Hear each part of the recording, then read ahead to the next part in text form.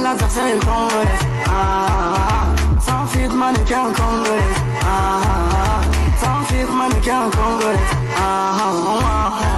La petite à culolo. La maman c'est cololo. La petite à culolo. Non c'est pas la plus photo.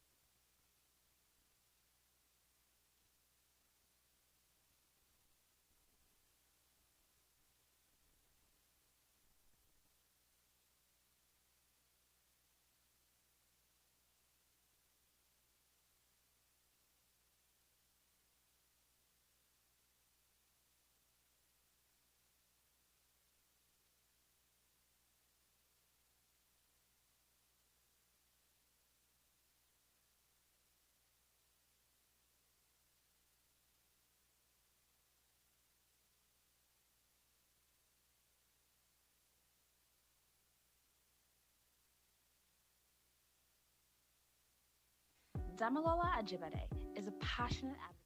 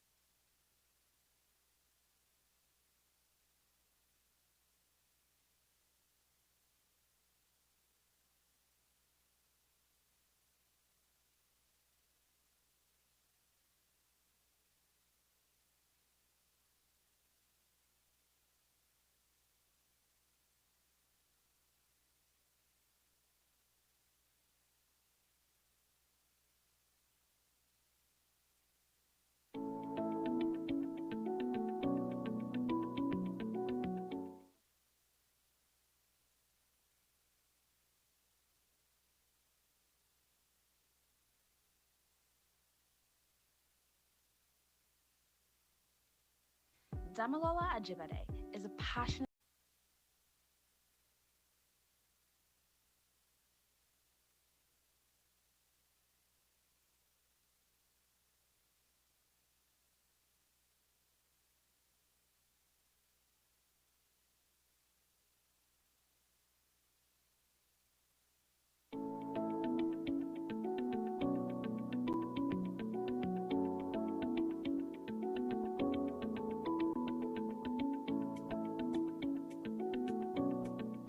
The say, purpose.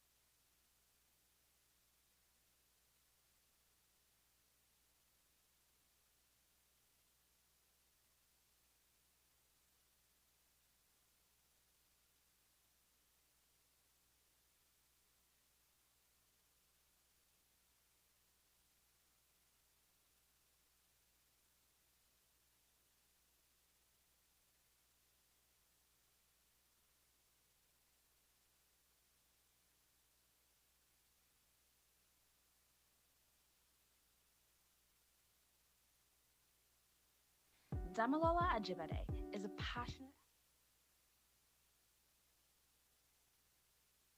Damilola Ajibade is a passionate advocate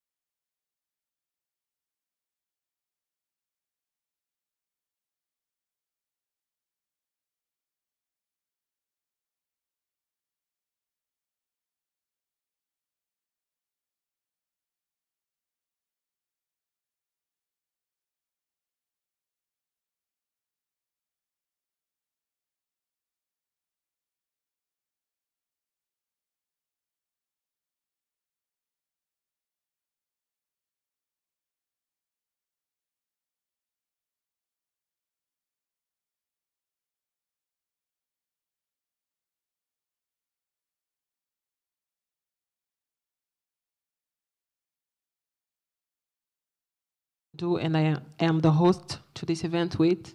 And I'm Damilola Ajibade.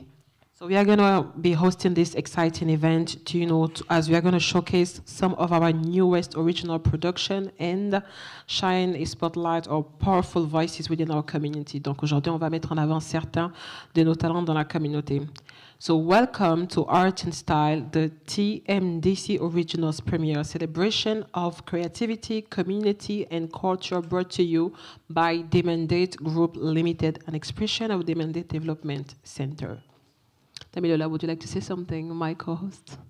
It is a pleasure to be here, and let's make this happen. Thank you so much. So I'll be doing the first part of the event, and Damilola will be doing the second part. Before we keep going, can I please receive a round of applause for I and Damilola?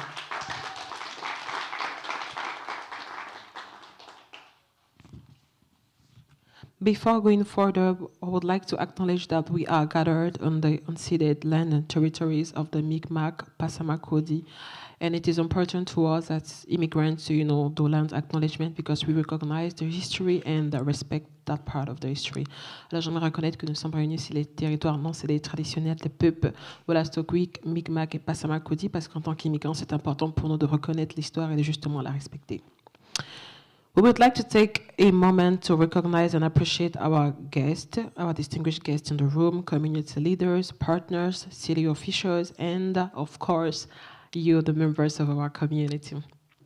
So we have the Mayor Deputy, Mr. Ernest Thibaudot. Merci beaucoup d'être avec nous ici, Monsieur Thibaudot.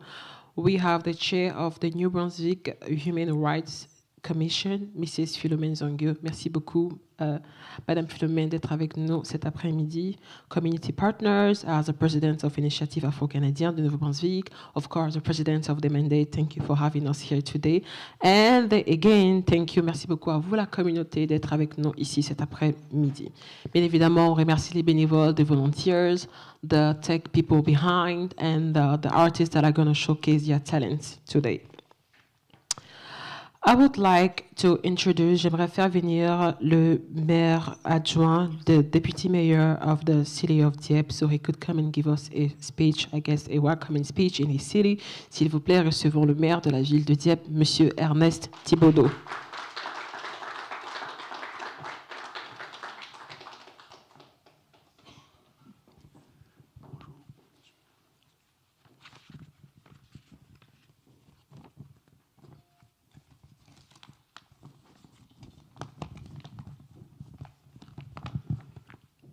Bonjour à toutes et à tous.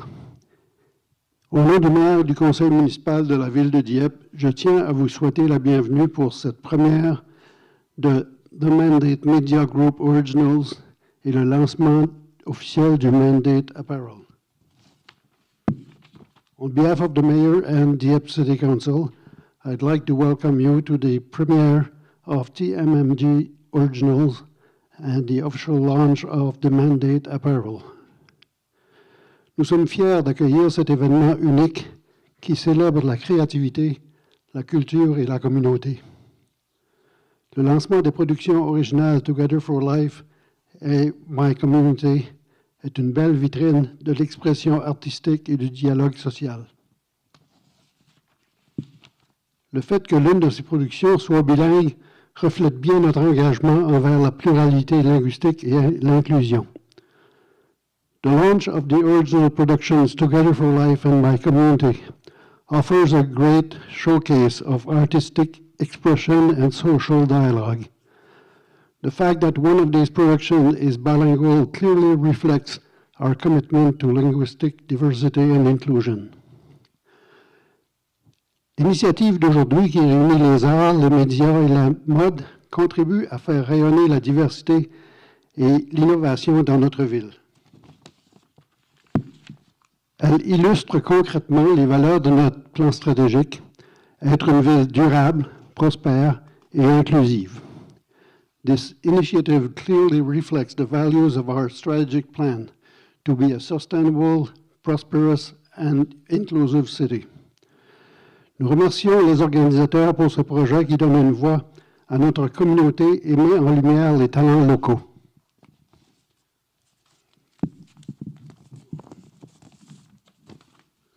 Alors, bon lancement et bravo à toutes les personnes impliquées. Merci. Thank you.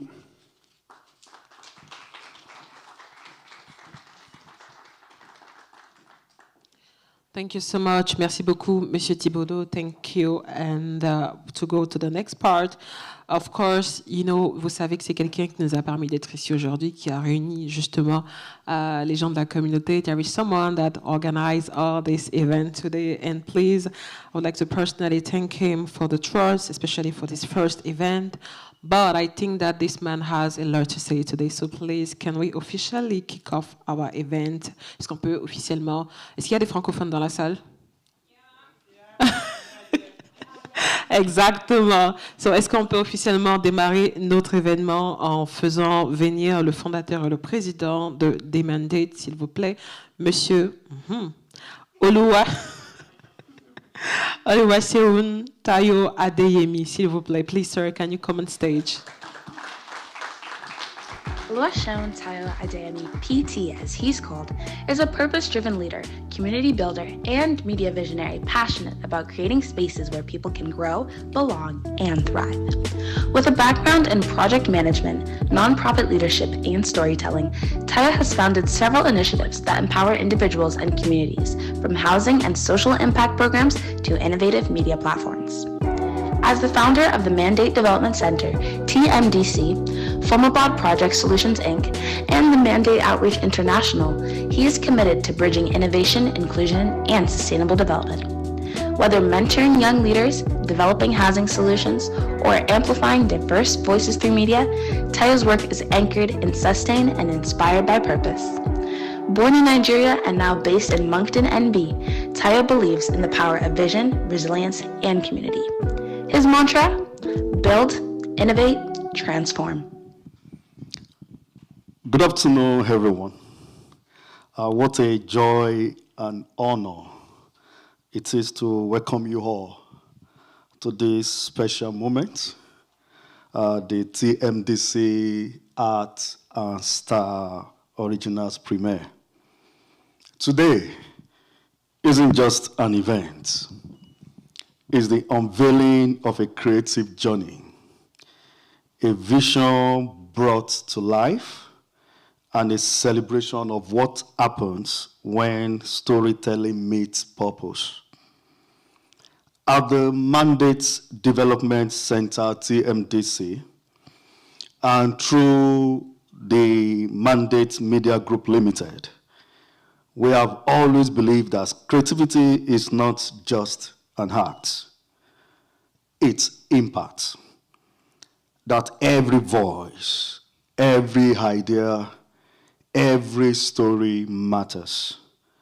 And today, we celebrate not just media, but the community behind the media. We are proud to premiere two powerful the Mandate Media Group originals, Together for Life, a compelling family-centered reality series with real women, real stories, and real conversations. And My Community, a bold bilingual talk show highlighting diversity, inclusion, and the issues that shape our everyday lives.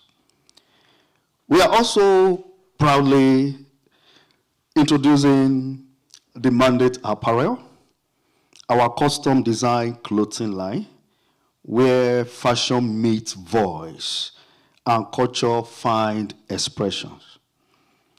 To every cast member here this afternoon, our host, and the entire production team, our partners and volunteers, thank you. Thank you for your creativity. And of course, your creativity and dedication have shaped what we're about to witness. And to you, our friends, that made it here on a very, very short notice, thank you for showing up. Thank you for believing in the power of creative spaces, inclusive storytelling, and transformative impact. So this afternoon, let's enjoy ourselves, let's celebrate art, and let's celebrate us. Welcome to TMDC Arts Style Premiere. Thank you, everyone.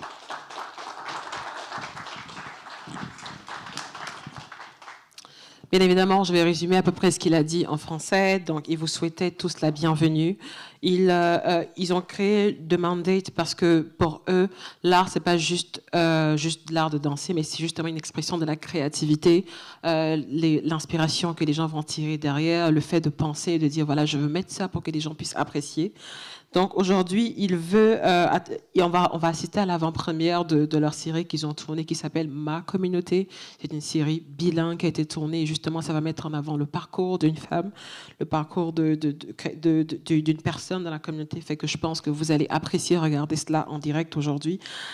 Donc j'espère, merci beaucoup Monsieur le Président, puis vous souhaite la bienvenue. Il apprécie que vous soyez là aujourd'hui, puis il espère que vous allez bien évidemment apprécier le spectacle. Petit secret. Je suis du Nigeria, I am from Nigeria, mais je parle français. Fait qu'on se demande des fois comment est-ce qu'elle parle français parce que le Nigeria c'est anglophone. Eh bien, j'ai triché. J'habitais dans un pays francophone, j'ai fait l'immersion francophone. Ma famille parle français, fait c'est pour cela que je parle français. So I was saying that I speak French because I just did French immersion, lived in a French country, and then I learned French. There is no big secret there. So just as simple as that. No magic, just did French immersion.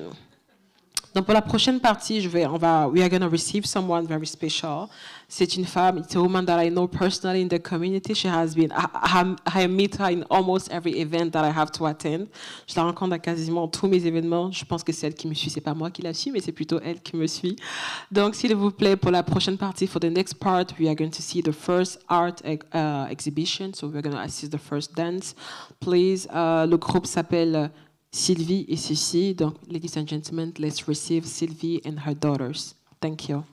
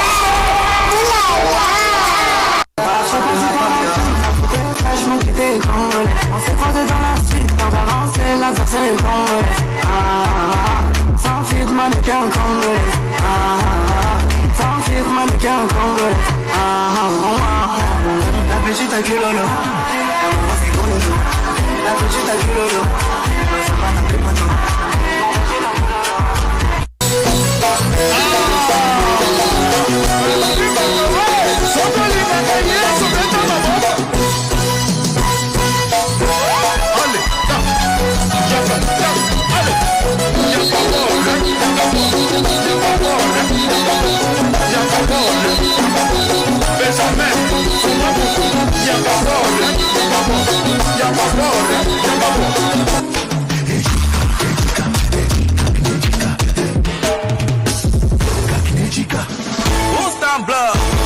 sommes, à double cojor. Chabasico.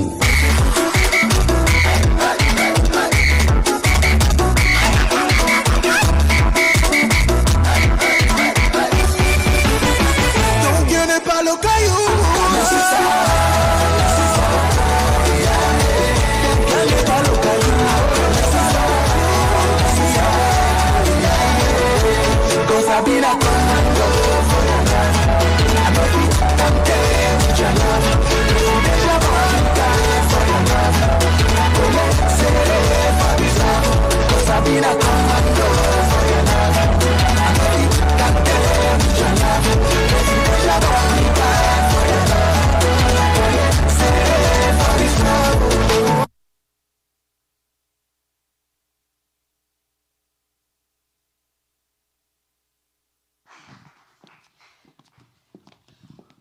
Did you like it? Est-ce que vous avez aimé ça? I'm not convinced. Est-ce qu'on peut applaudir encore, s'il vous plaît? Thank you. Donc, un autre fun fact sur moi. Moi, je suis une étudiante en travail social. Jesus Christ. Okay. I guess just...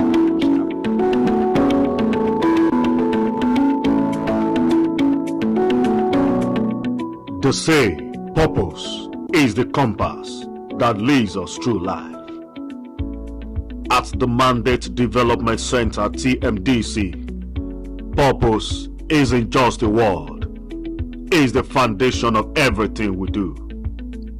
What began as a dream, a vision to build more than just a facility, was born out of a deep desire to empower people, transform communities, and create lasting impact. TMDC was created to be a one-stop solution center, a place where creatives meet opportunity, where skills are not only taught but unleashed, and where dreams are refined into reality.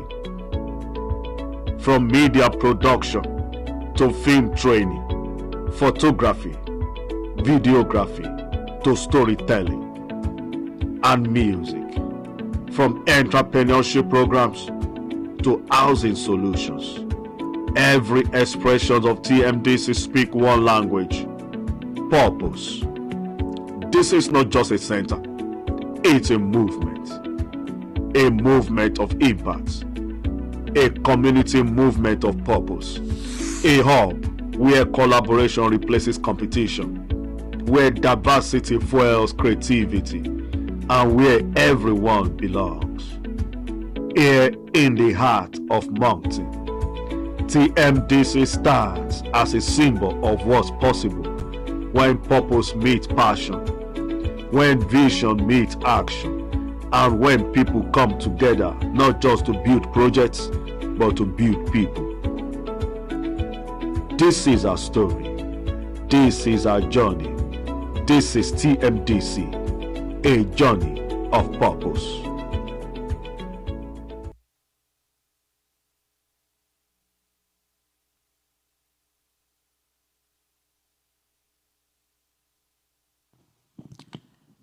The media. Okay, I'm gonna try to say something. So I was trying to recognize that, you know, we really want to showcase women's talent today. On veut vraiment mettre en avant le talent des femmes. Et justement, dans ce même esprit, now to the heart of today's premiere, nous allons introduire, we're going to introduce Together for Life, a TMDC original series that delves into the strength, voice and experiences of women today. Donc on va entrer dans une nouvelle phase, on va vous introduire une série intitulée Ensemble pour la vie. C'est une production de Mandate lui-même. C'est la première saison, this is season 1, The Heart of a Woman. Donc la première saison s'intitule Le cœur d'une femme. C'est sera en avant-première aujourd'hui en live sur scène. Donc, je vais inviter ma co-host, ma ma partenaire, please, can you come on stage? Donc, yes, elle a quelque chose qu'elle va vous montrer. Puis, and I'm gonna invite I'm gonna invite our host and the 3 other amazing ladies that are featured in this series. I don't know who the ladies are. J'ignore qui sont les femmes. Je suppose qu'elles vont monter sur scène. Can I have the 3 other ladies that are gonna be on stage with my colleague Damilola on stage? Damilola Ajibade is a passionate advocate for women entrepreneurs and a seasoned professional dedicated to fostering inclusivity and economic growth. As a Nigerian-born Canadian, she brings a unique perspective and deep understanding of the challenges faced by newcomers. Damilola's commitment to bridging cultural divides is evident in her work as an award-winning storyteller and TV host. Through her platform, The Journey Amplified, she shares the inspiring stories of new Canadians, inspiring others and fostering a more inclusive society.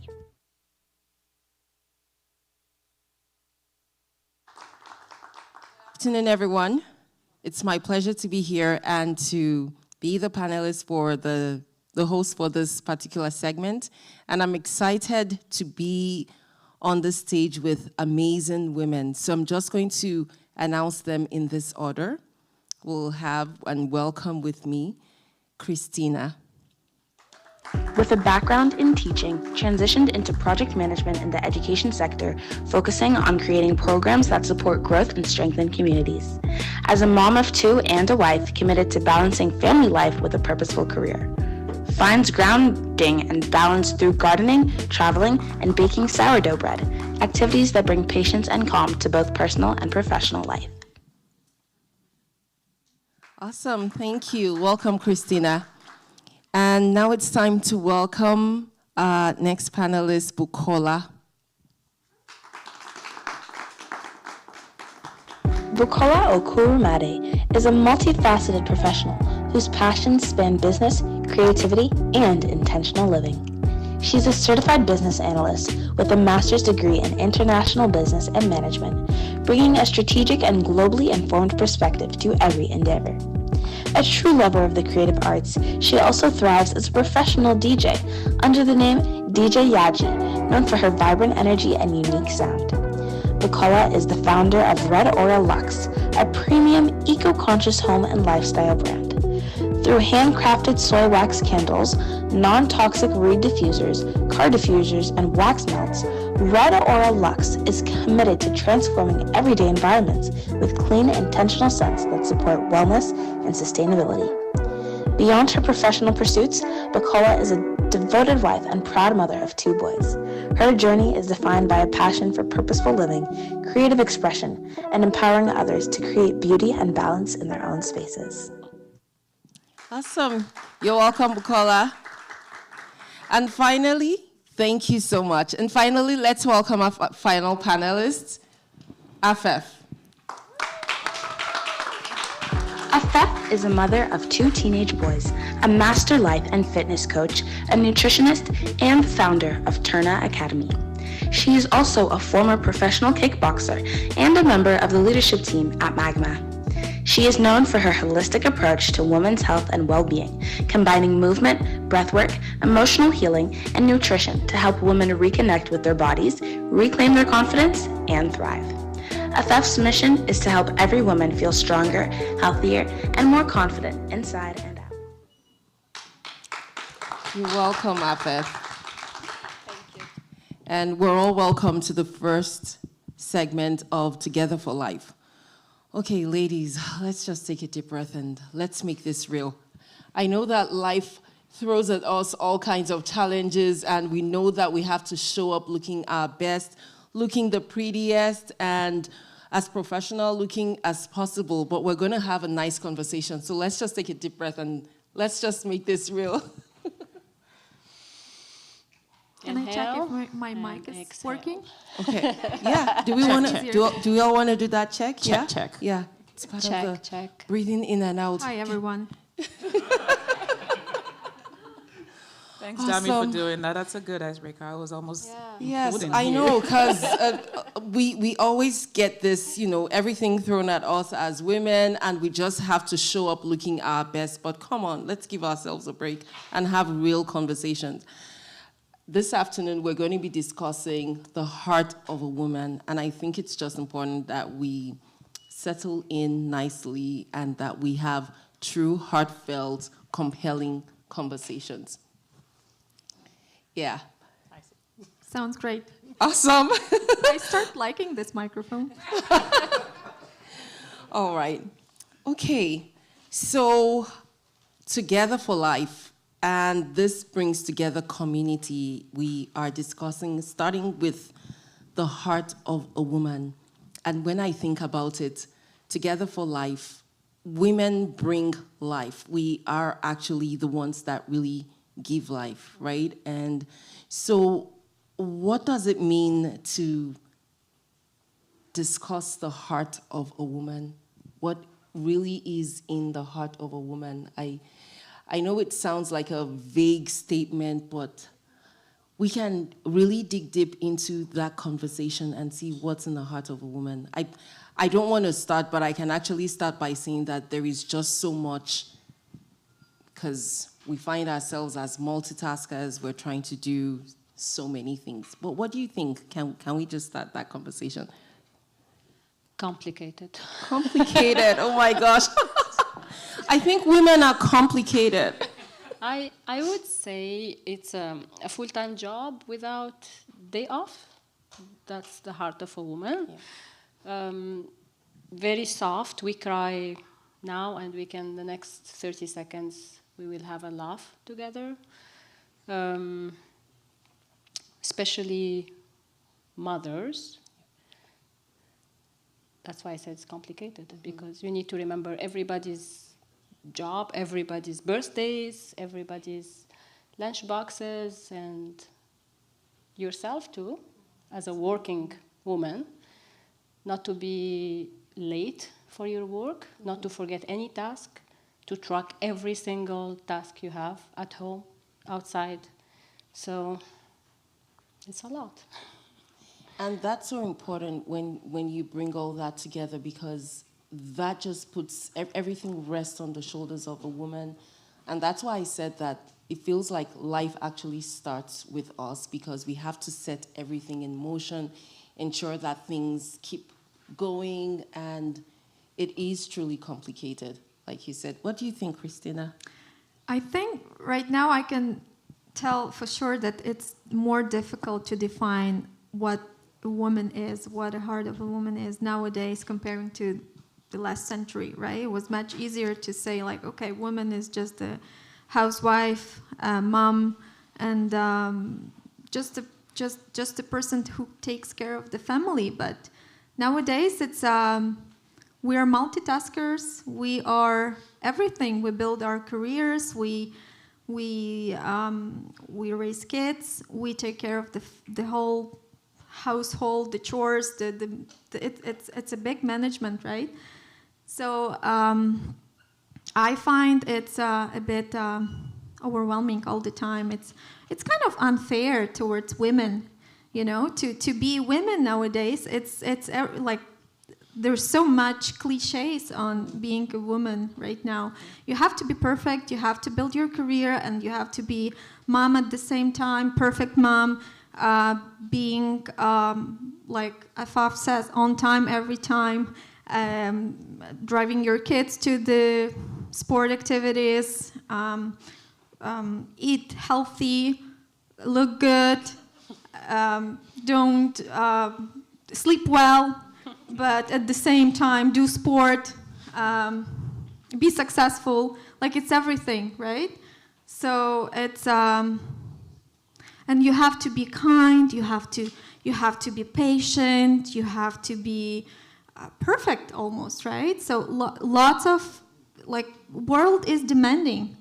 Expectation. The other day I was watching, I don't remember, was it Instagram or something, the video, there was a comedian on the screen saying, imagine if women had a wife, how many things we could achieve, having someone beside us, and, you know, just helping with everything. did you get your, did you grab your lunch? Did you get your keys? I don't know, like, did you grab the papers that you need for work? Like, everything you have to keep in your mind. So everyone next to you is successful, right? So, the heart of a woman. And I'm just going to buttress what you both have said. It's more like an endless list of what a woman has to do. Taking care of the home, the children, the husband, families, friends. We tend to be the last on the list most of the time. And as you did mention, back in the days, a woman only had to be the homemaker. But now, women are doing extremely well in career, and they want to be the career woman, and they still have the expectation of having to take care of home. I really don't think we have a choice when it even comes to the home part, because naturally a woman is created to be a nurturer. If you like it or not, you're wired to nurture. If you have a gift, a career, home, marriage, children, your thought process in dealing with any of this is, how do I nurture this to grow? How do I make this more beautiful? How do I make it more perfect? So for me, a heart of a woman is so divine. There's so much going on that I think everybody thinks they know a woman. We still need to be studied. Like, there's just so much going on, because even as a woman, you keep unveiling and knowing new part of yourself every day for every challenges that comes, and you're able to deal with it. You're like, oh, okay, another badge or another crown, exactly. For you to be able to take care of that. So I think every woman out there is powerful. We are unstoppable, and we're just nurturers. I love the word you used to describe us, and there were two words I picked from what you said, Bukola. You mentioned the heart of a woman being divine, and the fact that we're nurturers, and I resonate so much with those two words, and the fact that we're still being discovered. That is huge. Absolutely. Oh my God, wow. I have to mention this to my husband, like, you're still discovering me. You have to, you're still a student. Be patient.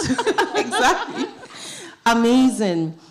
Christina, you touched some very salient points. There were certain things that you mentioned, and you went back to history, to the time where women were just meant to be caretakers in the home.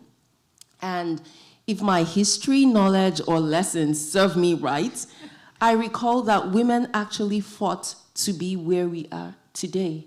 Yes. To move beyond being just caretakers to actually being at the table where decisions are being made, and being involved in policy development and in things like that. So what does that mean to us? How do we feel? Christina, I think we can start with you, because if we had people back in history days fight for this, I don't think we should be complaining. And I'm not saying we're complaining, but what does this mean to us right now? Exactly. This is actually the good question, because I was not complaining about that. I'm not saying that it was very fun to live in 19th century. That's not true at all. This is, oh my goodness. Thanks God we're in where we are in 2025. Exactly the rights that we have right now. Well, I think the show is not about that, but we are privileged to be free.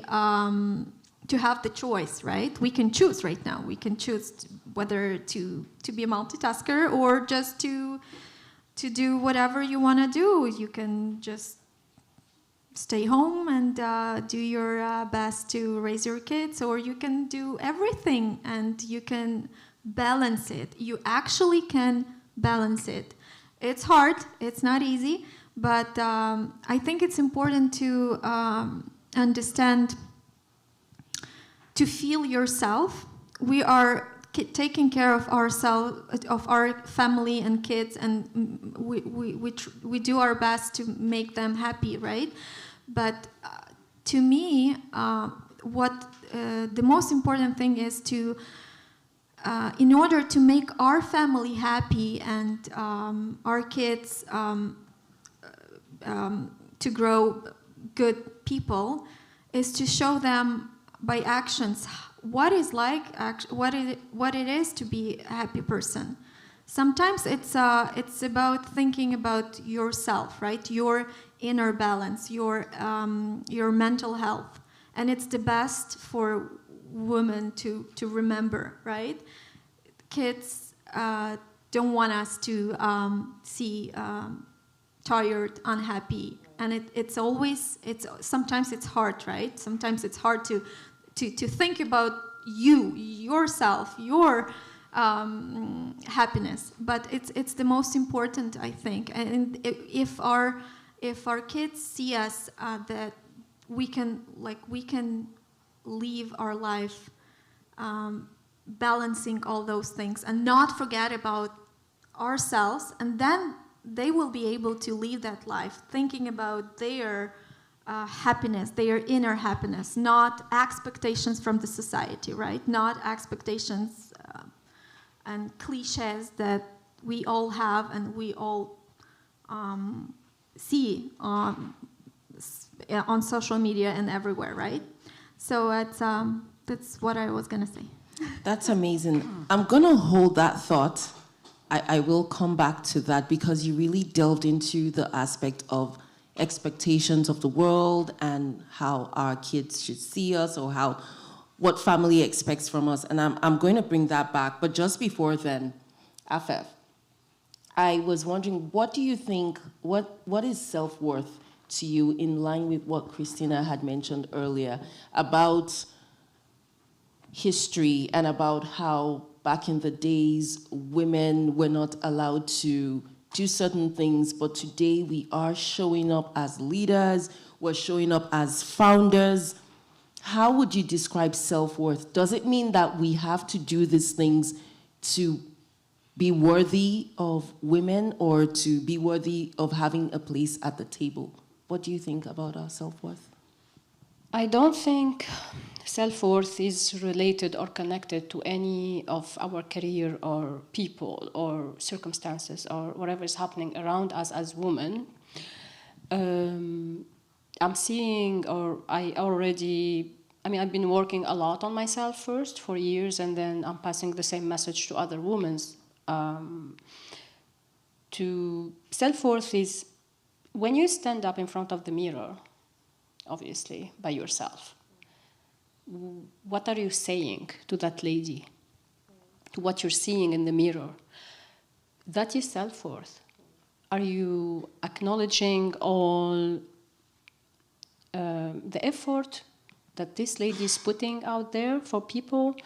Are you happy with whatever you're doing? Doesn't matter what you're doing. As a mom, as a professional, as coach, as leaders, every small step that we put out is big if you know your value.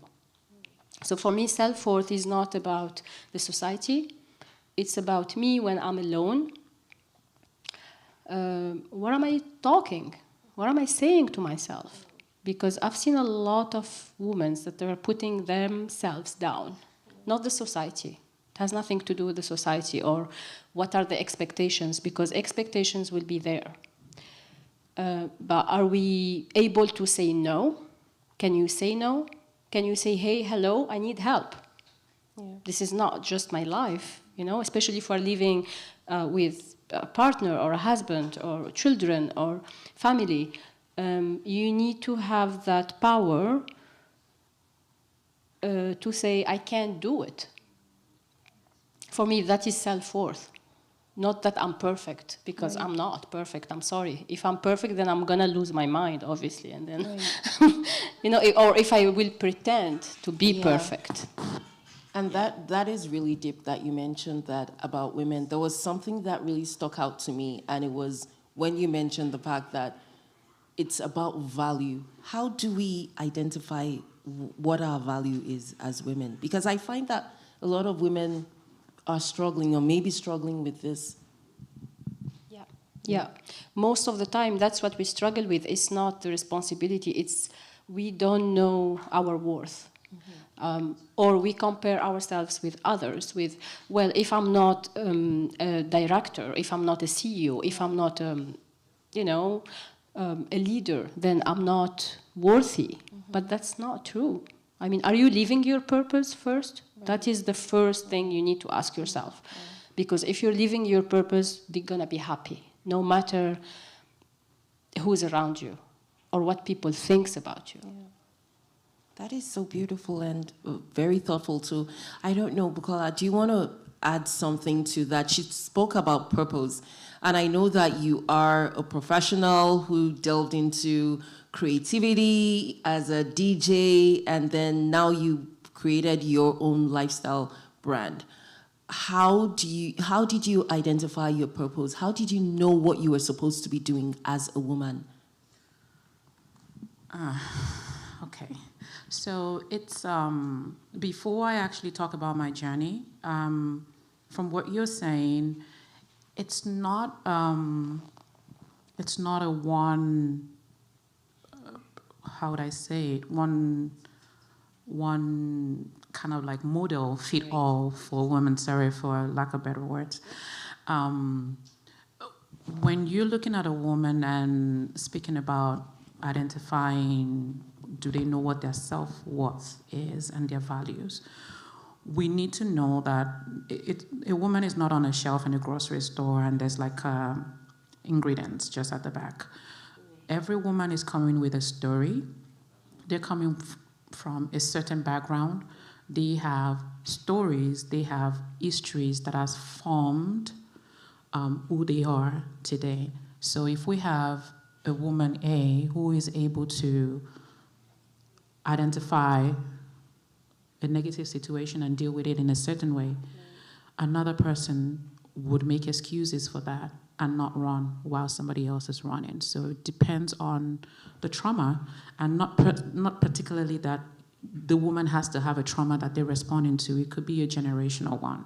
How did your parents, did they ask you to face fear, or they asked you to run? Did they encourage you to be confident, or they encouraged you to shy away? You know, so I would say for each woman or each person, it depends on the kind of background and the support that they got growing up. So when we're talking about how a woman, would identify their purpose, personally for me, I think I'm just a natural creative. Like every aspect that I get into, I'm looking at how to make things better. Like my mind is always working and trying to just make things right.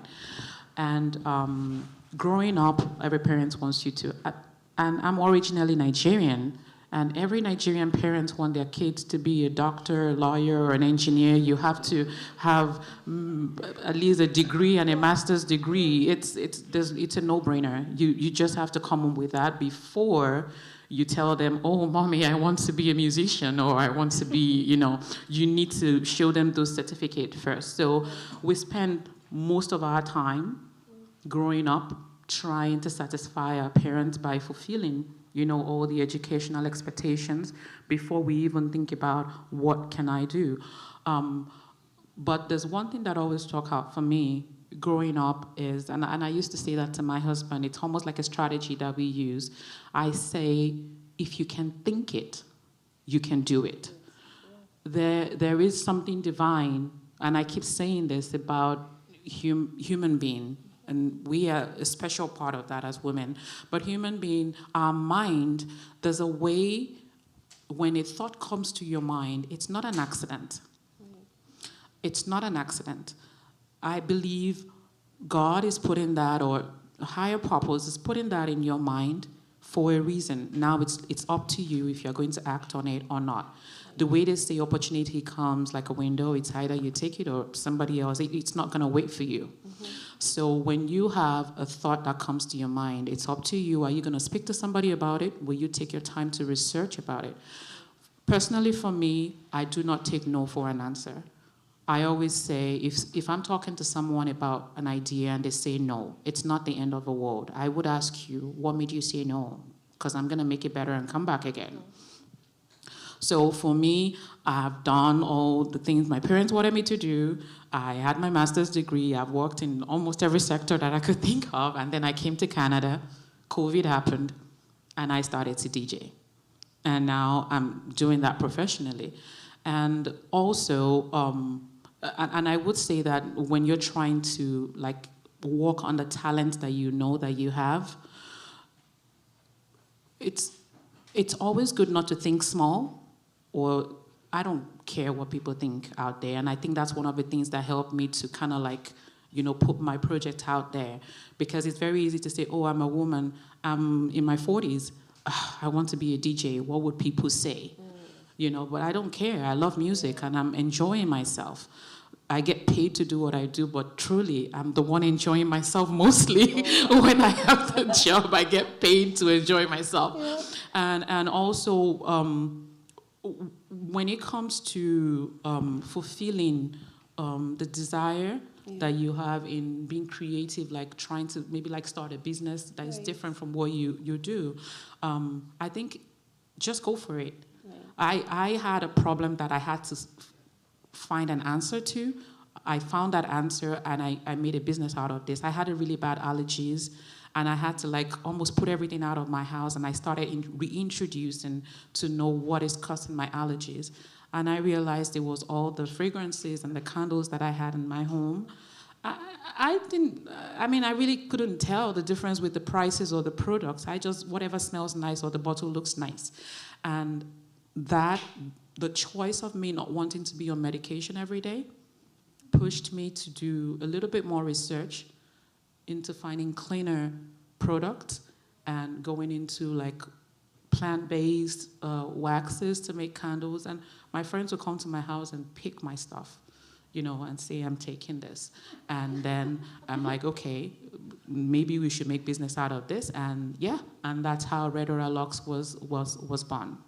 That's beautiful. Thanks for sharing your story, by the way. And I heard a lot from what you said, but something that really stood out for me was the power of choice.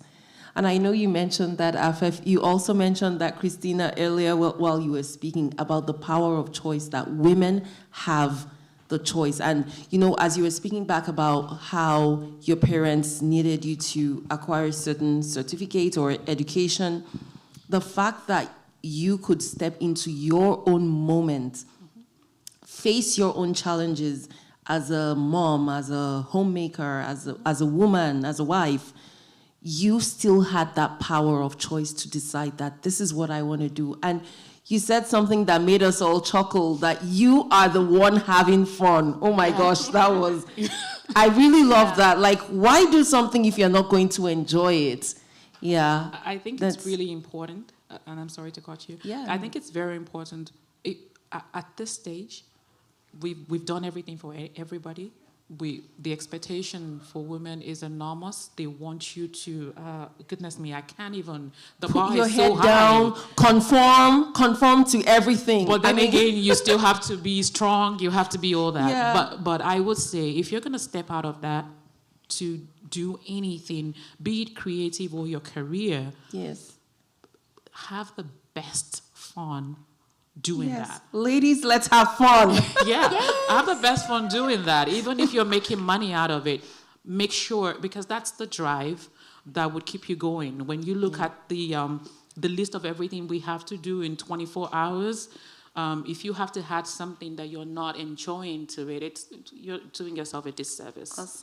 Awesome. That's amazing. I know you wanted to, as we're rounding up, I know you wanted to say something, Christina, but I just wanted to, in addition to what you have to say, I know you also transitioned in career from teaching into project management and creating courses and programs. What is one thing that has changed your life?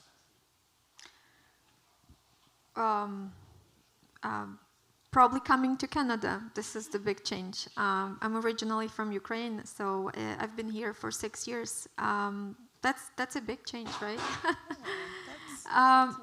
That's about the change. I really like what you just said. This is it's amazing when something that strikes you, anything. It could be a problem, could be an idea, could be anything you're in your life, and that could be a starting point to start something amazing.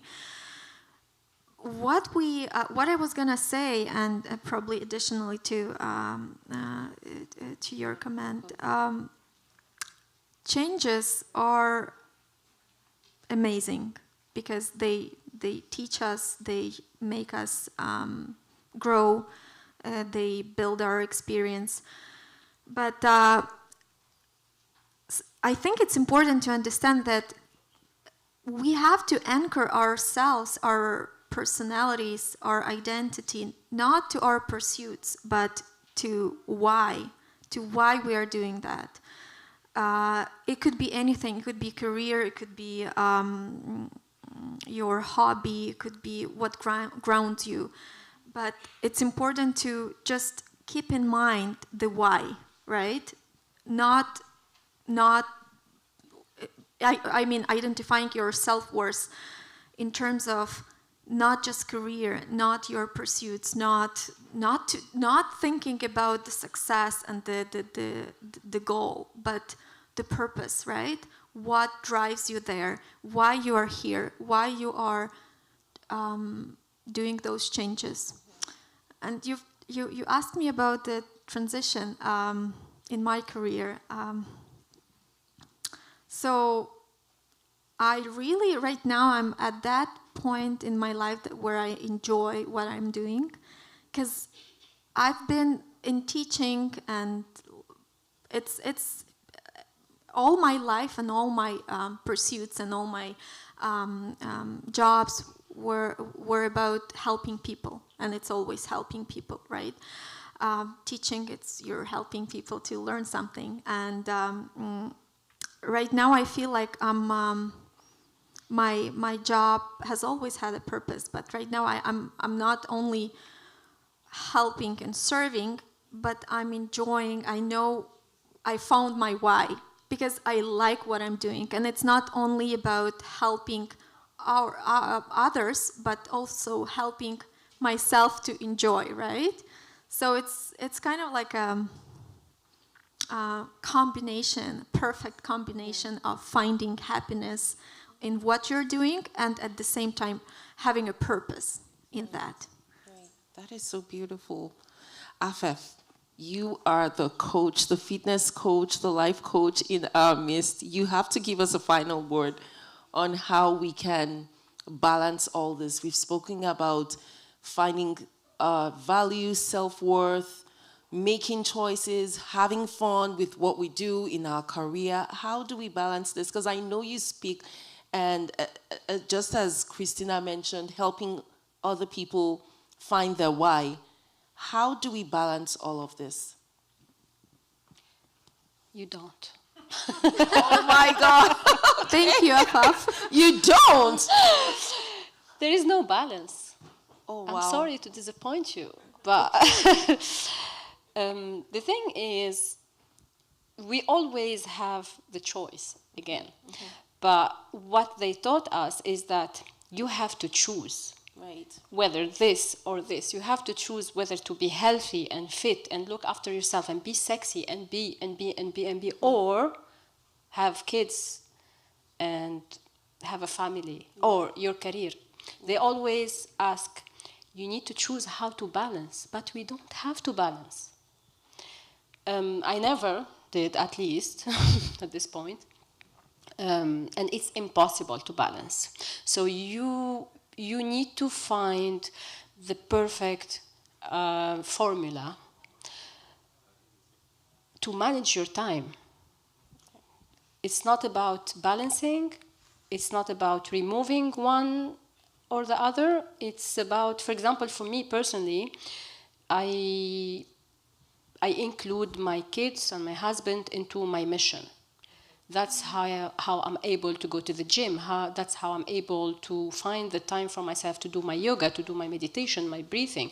And with the time, over the time, you are teaching them also how they look after themselves, how they respect you, they respect themselves too, and they respect their future partners as well, to have that me time, your time. It's not an influencer thing, me time, no. It is a real me time, because some days I'm home and I'm exhausted. I don't want to talk to anyone. I don't want to cook dinner. I hear you. Yeah, I see, obviously, I think all of us, we can agree on the same. Absolutely. Some days we are just tired. You had really bad day at work, or, you know, and you just want to chill, you just want to sit by yourself. Right. Do I have the right to do that? I do have the right, because I teach them already, I taught them already that I need this time so I can give you more. Because if I'm tired, if I'm exhausted, if I don't do that 45 minutes gym for me, I will transform to somebody else, obviously. And they know, and probably for you guys, maybe it's something else. Maybe it's you want to dance, you want to go for a walk, you want to go for a biking, you know, a bike ride for 15, 20 minutes. You're going to just want that time for yourself so you can give them the best. You know, so when they ask me the balance, you don't have to choose between your health, which I would keep on saying it every single time, over and over and over. That's your wealth. If you don't have time for your health, then I'm sorry, because you won't have anything else after that. I love that. And that's heavy. That's deep. I really love that. Your health is your wealth. And I'm hearing that for the first time, the fact that there is no balance to life. So we just have to pick what works best for us. And that's really important. If I can quickly just chip this in. And I like the way you said that, because naturally as women, it's almost like we don't know when to stop. We just keep taking on and taking on and taking on. Our vessel is so big, it's like it has an infinity depth that, you know, we just keep. So the way I see what you're saying is just knowing when to stop. Knowing when to stop, and that's actually trying to be in rhythm with our body and our mind, because sometimes we don't even know that we've had enough. We just, because of the expectations.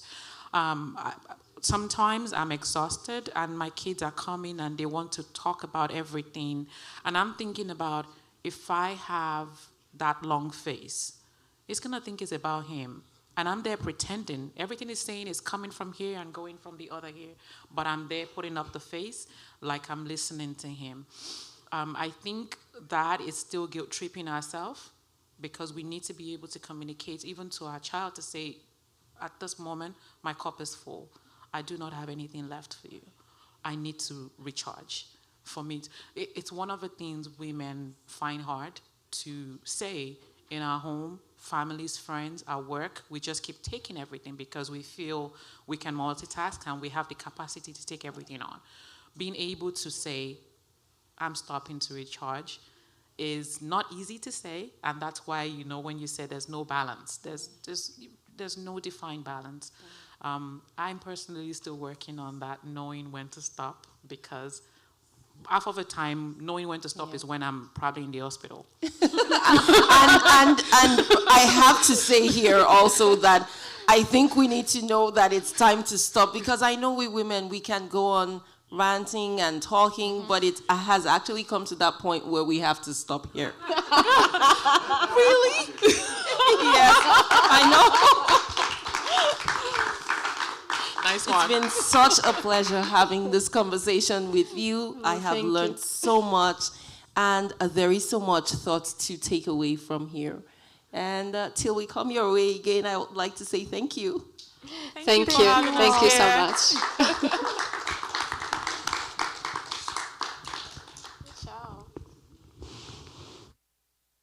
Oh, no. Yes. Thank you.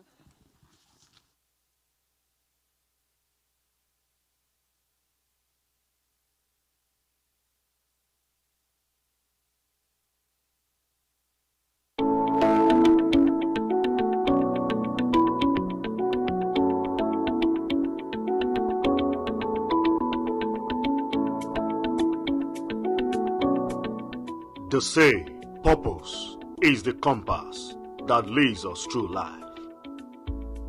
At the Mandate Development Center, TMDC, purpose isn't just a word, it's the foundation of everything we do. What began as a dream, a vision to build more than just a facility, was born out of a deep desire to empower people, transform communities, and create lasting impact. TMDC was created to be a one-stop solution center, a place where creatives meet opportunity, where skills are not only taught but unleashed, and where dreams are refined into reality. From media production to film training, photography, videography, to storytelling and music, from entrepreneurship programs to housing solutions, every expression of TMDC speak one language: purpose. This is not just a center, it's a movement of impact, a community movement of purpose, a hub where collaboration replaces competition, where diversity fuels creativity, and where everyone belongs. Here in the heart of Moncton, TMDC stands as a symbol of what's possible when purpose meets passion, when vision meets action, and when people come together not just to build projects, but to build people. This is our story. This is our journey. This is TMDC, a journey of purpose. Well, thank you everyone. How was that segment? I forgot to give the disclaimer that women are very passionate and that we love to speak, so do bear with us. I know that we're running very short of time, so we're going to move very quickly henceforth. And so right now, we're going to continue this amazing event with the premiere of the next segment, My Community, and I'm going to be introducing our host. My Community is a bilingual talk show, a platform for honest, diverse conversations reflecting the multicultural richness of our communities. Now, let's welcome our host, My Community English session, Maruf Hassan. With an entrepreneurial spirit that transcends traditional boundaries, this seasoned professional working with the Rogers business team brings a wealth of cross-industry expertise spanning over 12 remarkable years. Navigating the complex landscapes of the FMCG, automotive, device, and telecommunications sectors, he has cultivated a unique perspective on business innovation and strategic growth. Beyond his professional portfolio, he is fundamentally a connector, a genuinely warm individual who thrives on building meaningful relationships. His passion extends far beyond corporate metrics, deeply rooted in community engagement and supporting fellow entrepreneurs. With an innate ability to bridge professional networks and foster collaborative environments, he transforms every interaction into an opportunity for mutual growth and understanding. Driven by an unwavering commitment to personal and professional development, he balances his professional ambitions with a profound dedication to family and community. His approach seamlessly blends strategic thinking with heartfelt human connection, making him not just a business professional, but a holistic leader who understands that true success is measured by impact, not just achievements.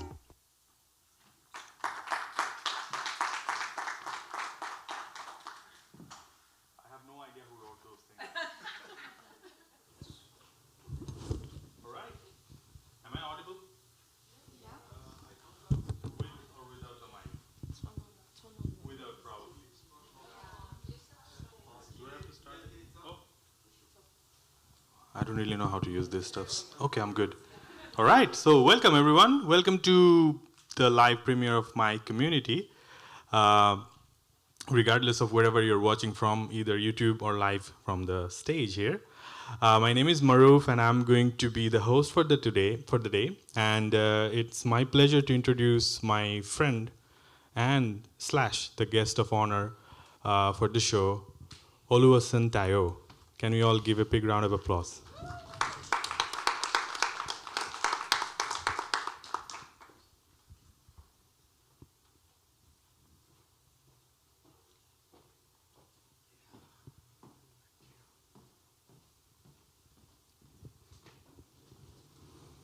Welcome to the show, my friend. How are you today? Thank you. Good afternoon. Thanks for having me. So what we intend to do in this show is to talk about the lives of those individuals who have come across a long way to settle their life in Canada, and also their stories, their voices. And we intend to bring all kinds of professional people, youth, creativity, and a diverse group of individuals who will come and share their learning. So this is a great platform to learn more from different communities. And so don't forget to subscribe. So to start with, I want to just have a conversation with you. And I want to know, how did you land in this beautiful country? What was your journey like?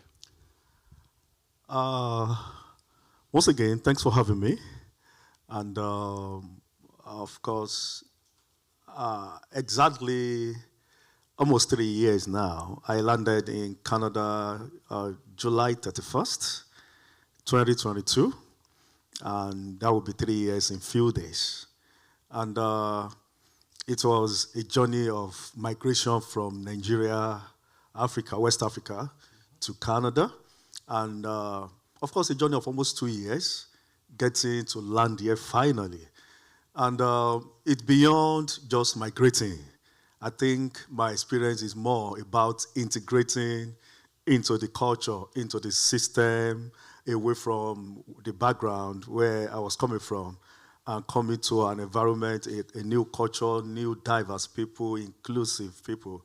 So it's more of going through the integration journey after I finally migrated, and my journey began on how to integrate and understand the system, the culture, the people, and many other things that comes with it. Thank you.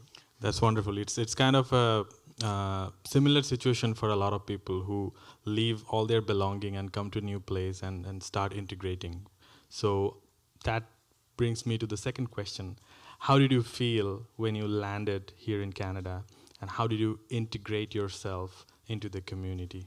What was the first few days and weeks like? Because of course, for me, I've done a couple of research before coming.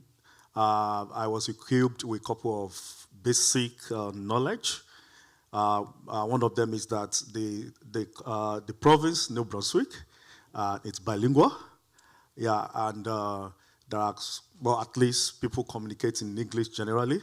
And so I have understanding that there might be some places where I might need to be able to, I will be unable to actually communicate. But that was the idea I had, like, how am I going to, like, maybe some stores where you will not be able to speak English, how are you going to, So funny enough, when I landed, I realized even in the Dieppe, where we are right now, there's still people that speak English there. So settling down was very, very easy. The very first 3 days, in fact, for me, the moment I landed, I started walking around, trying to find what I was about, like things that I was doing, trying to see if those things are also here, which I believe I'll be talking more as we continue in the conversation. So, but the third day, like the first, second, third day, I was already trying to find my way around with.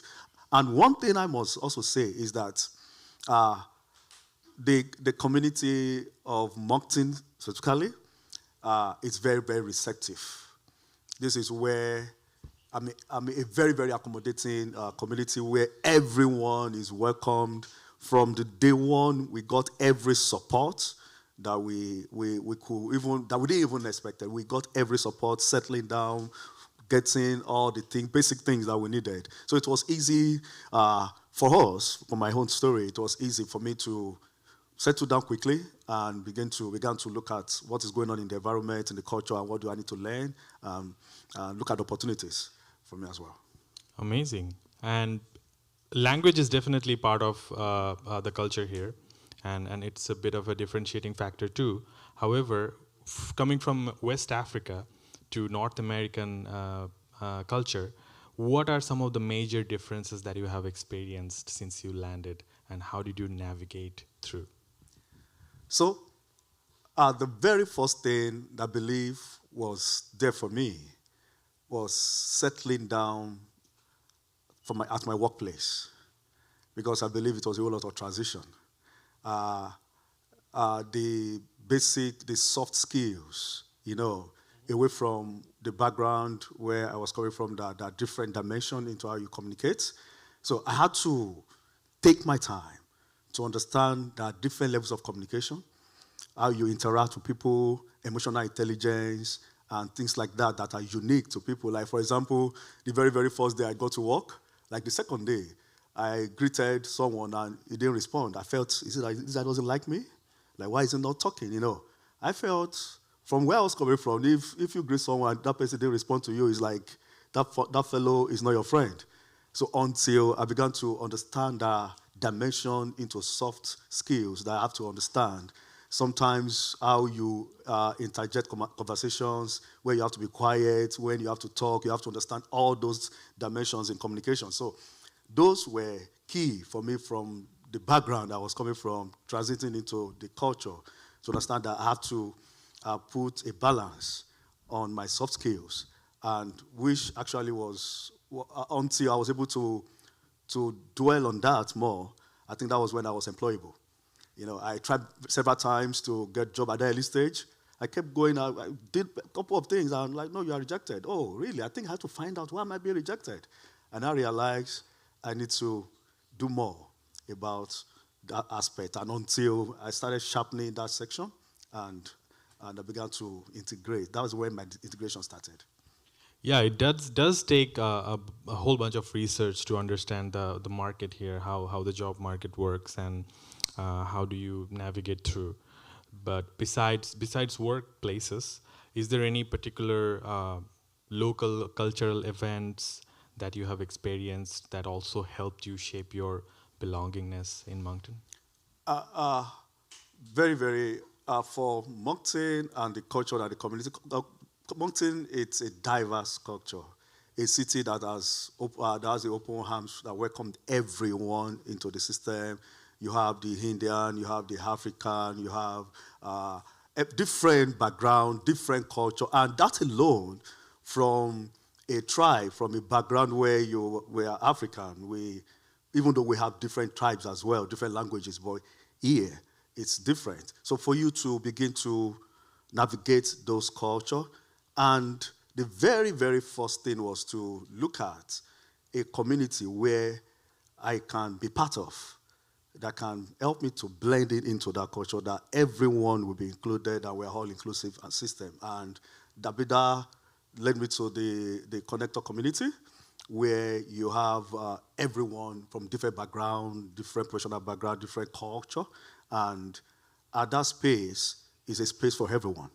It's a space where different culture, different backgrounds, different professional people, different career, where they all come to space and impact the community. So for me, I looked at it that everyone in Moncton, we're all family. When we look at the space, our social space, we connect in different events. You're here. You're not Africa, but you're on this seat, and everyone in this room, and that's what actually makes us a community. Thank you so much. That was beautiful, and I totally agree, because I'm coming from Asian country known as Bangladesh, and right now, in about 2.5 years, I have friends from all around the world, which is amazing, and big thanks to the city and the way it's accepting the multiculturalism. What do you think about the involvement of youth in terms of the contribution that they're making and making this community more multicultural and helping face challenges that the communities have? What's your view on that? I think right now, sustainably, we need to give complete access, intentional access to the youth. Not only because the main people that run the city are getting older and older, but now there's so much going on in the world that we need to ensure that our youth are involved in those processes, in policy development, where those conversations are being made. We need to have our young people, and for them to be there, we need to grow them. We need to develop them. We need to mentor them. And when we talk about we mentoring them, it's still these our elders that has gathered all this knowledge. So right now that they are here, we need to see how we can bring the youth to the older ones and transfer the knowledge to them. And that is how we can sustain the growth. Because in a couple of years, whoever that is like 40 years right now will be 50 years in 10 years' time. And that is how we need to ensure that we keep a trend where our young people are built, are developed, are mentored, and well-structured to see that they are available, they are ready for the gap in the system. We have a couple of gaps where we need skills. We need to begin to identify those gaps intentionally to see that our young people are beginning to grow in that direction, that they begin to fix those solutions. And that way, we can say our community are sustainable. And we can begin to see, indeed, that we have a future that we can rely on in a few years to come. That's wonderful, because I'm totally going off script, but it's important to understand that the youth is important, and that's a big number that we're talking about, and they're growing. So there are a bunch of non-profit organizations that help support the youth in terms of their development, their mental capacity, their career readiness, and stuff like that. You, as the founder of TMDC and the Mandate Arts and Media Group, what do you think you have in the future, or how do you think TMDC can contribute in the development of this youth of the community?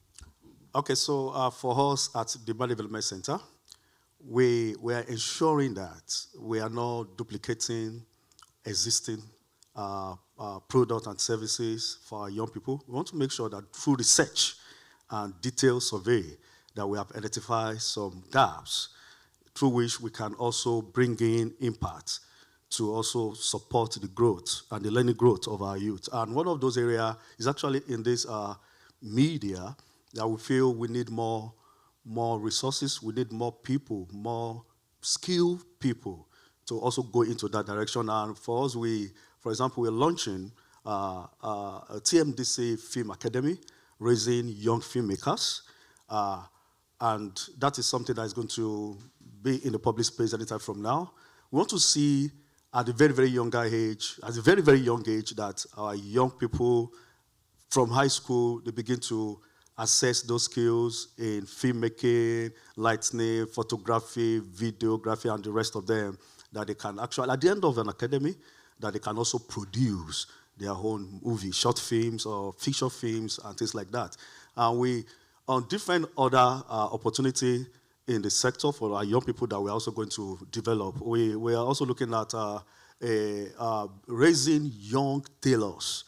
Imagine, we are not just looking at digital skills. We want to look at those skills that are very, very needed, that can be sustained. So we are also launching the TMDC Fashionpreneur, raising young tailors, and something like that in that direction, AI, community. So we want to make sure that we are looking at all those opportunities in our city, complementing other efforts, like we have the Idea Center that are doing very well, the Venn Innovation, a whole lot, the Civic Tech, So we have to see that every one of us, we all come together and have a collaborative system to actually produce products and solutions that will sustain the development of our young people. That's truly amazing. Thank you for saying that. The way you're thinking about the big picture for the youth, that's really admirable. One last question as we come close to the wrap-up. How do you see my community contributing to the bond and the collaboration with other multicultural associations and corporations and nonprofits and growing in the next few years? My community is a platform for everyone.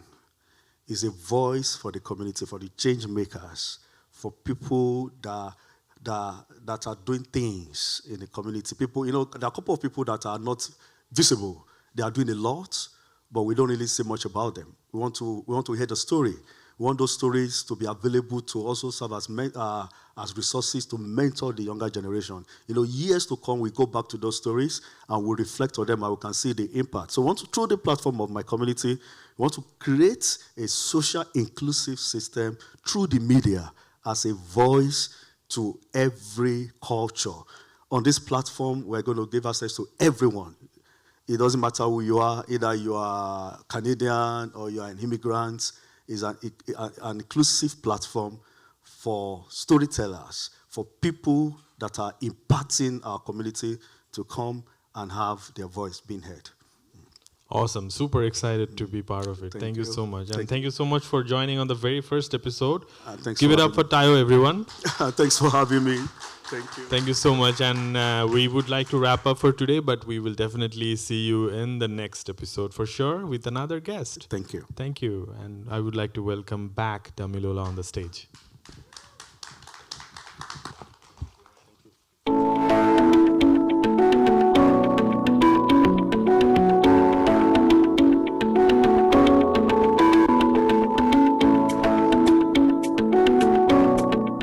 They say purpose is the compass that leads us through life. At the Mandate Development Center, TMDC, purpose isn't just a word, it's the foundation of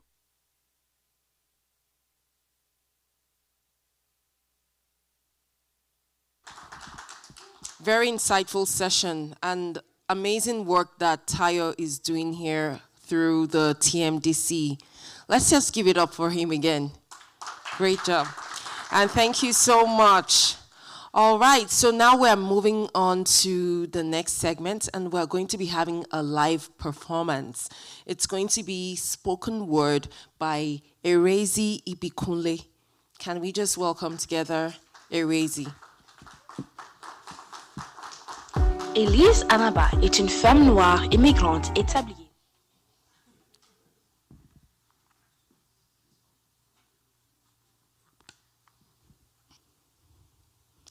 They told us that we are the leaders of tomorrow.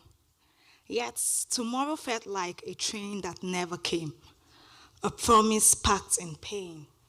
The lights at the end of the tunnel that kept changing lanes. We were told to stand out but pressured to fit in. Yet, here we are.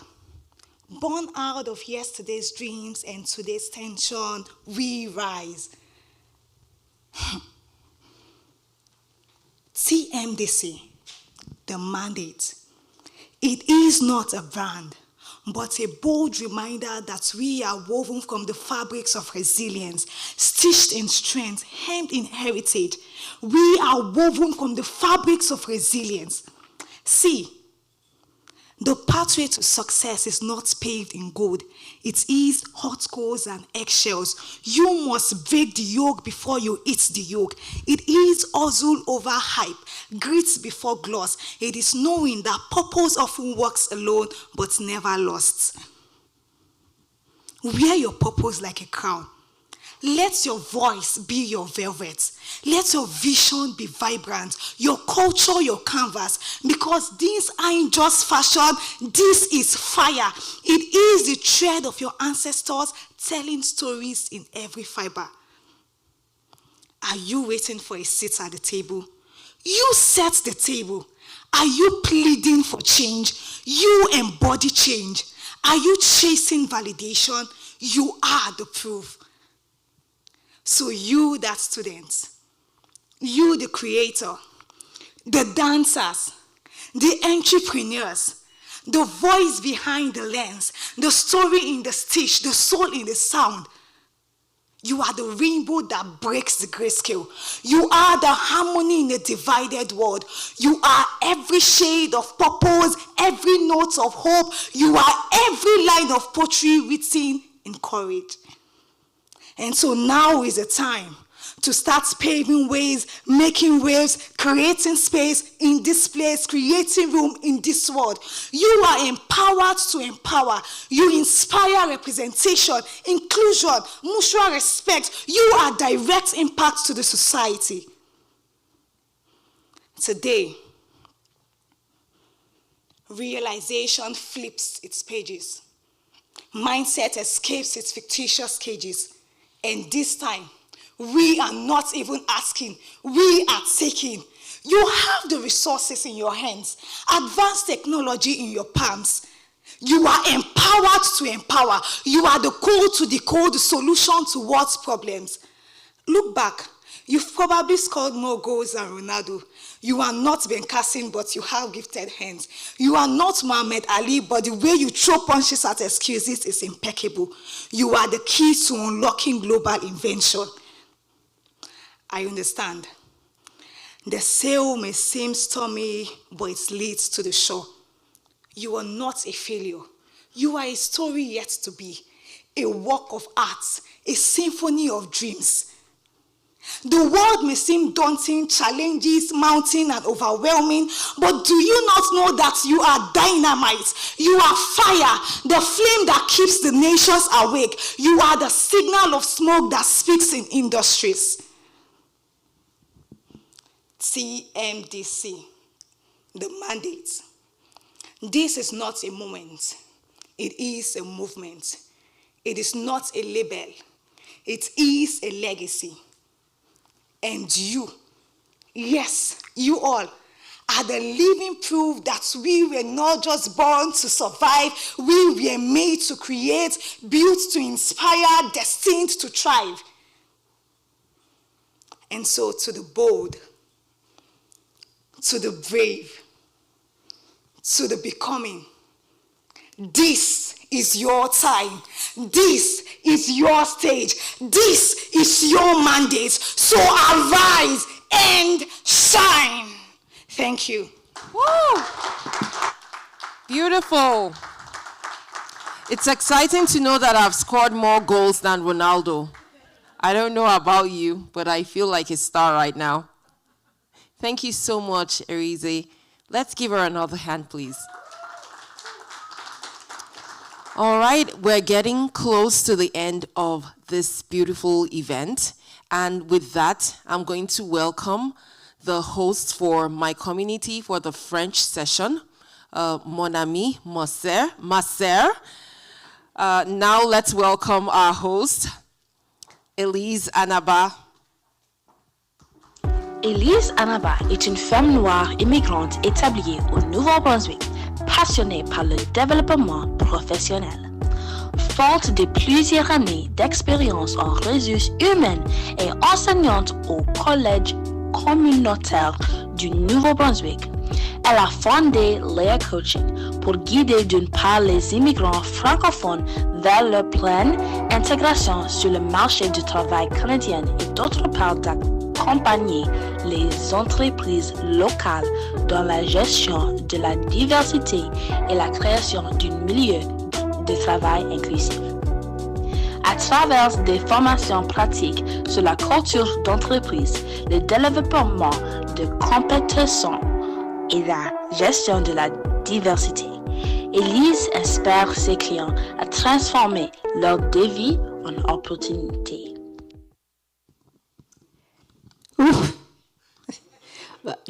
You guys are not clapping for myself, why? Merci. Donc, on prend un temps de pause avec l'anglais, on switch au français. Donc, je vais inviter mon invité, qui est Monsieur Anicet. Si on peut acclamer Anicet, can we clap for my guest, Anicet? Anicet Baranga is a passionate community leader known for his community involvement and advocacy for youth, diversity, and inclusion. A Canadian from Rwanda, he founded in 2007 the Promotional Council for Youth Action in Africa, COPAJEAF, a youth organization with an international scope and consultative status with the United Nations. After a professional stint in Romania, notably with the International Organization of La Francophonie, OIF, he moved to Canada in 2020. He founded the Association Initiatives Afro-Canadienne du Nouveau-Brunswick, AIACNB, the same year, then helped create the African Canadian Cultural and Community Centre of New Brunswick, CCCACNB, in 2023, bringing together more than 30 organizations and artists. Multilingual, with a degree in human resources management and a wealth of international professional experience, he puts his skills at the service of community development and the promotion of Afro-descendant culture while working to promote cultural diversity in New Brunswick. Anisette currently works for the provincial government as a program officer while continuing his volunteering involvement as chair of the boards of directors of AIACNB and CCACCNB. Merci. Bienvenue, Anissé. Merci pour l'invitation et l'opportunité. Non, c'est un grand plaisir de t'avoir avec nous ici cet après-midi. Le plaisir est pour moi. Donc, je sais qu'on a eu ta biographie de façon robotisée, mais on va essayer de la voir en version live, en direct. J'aimerais que ce soit toi qui te présente, qui nous parle un peu de ton parcours. Donc, notre discussion ici est sur le thème « Ma communauté », des histoires qui connectent, des voix qui inspirent.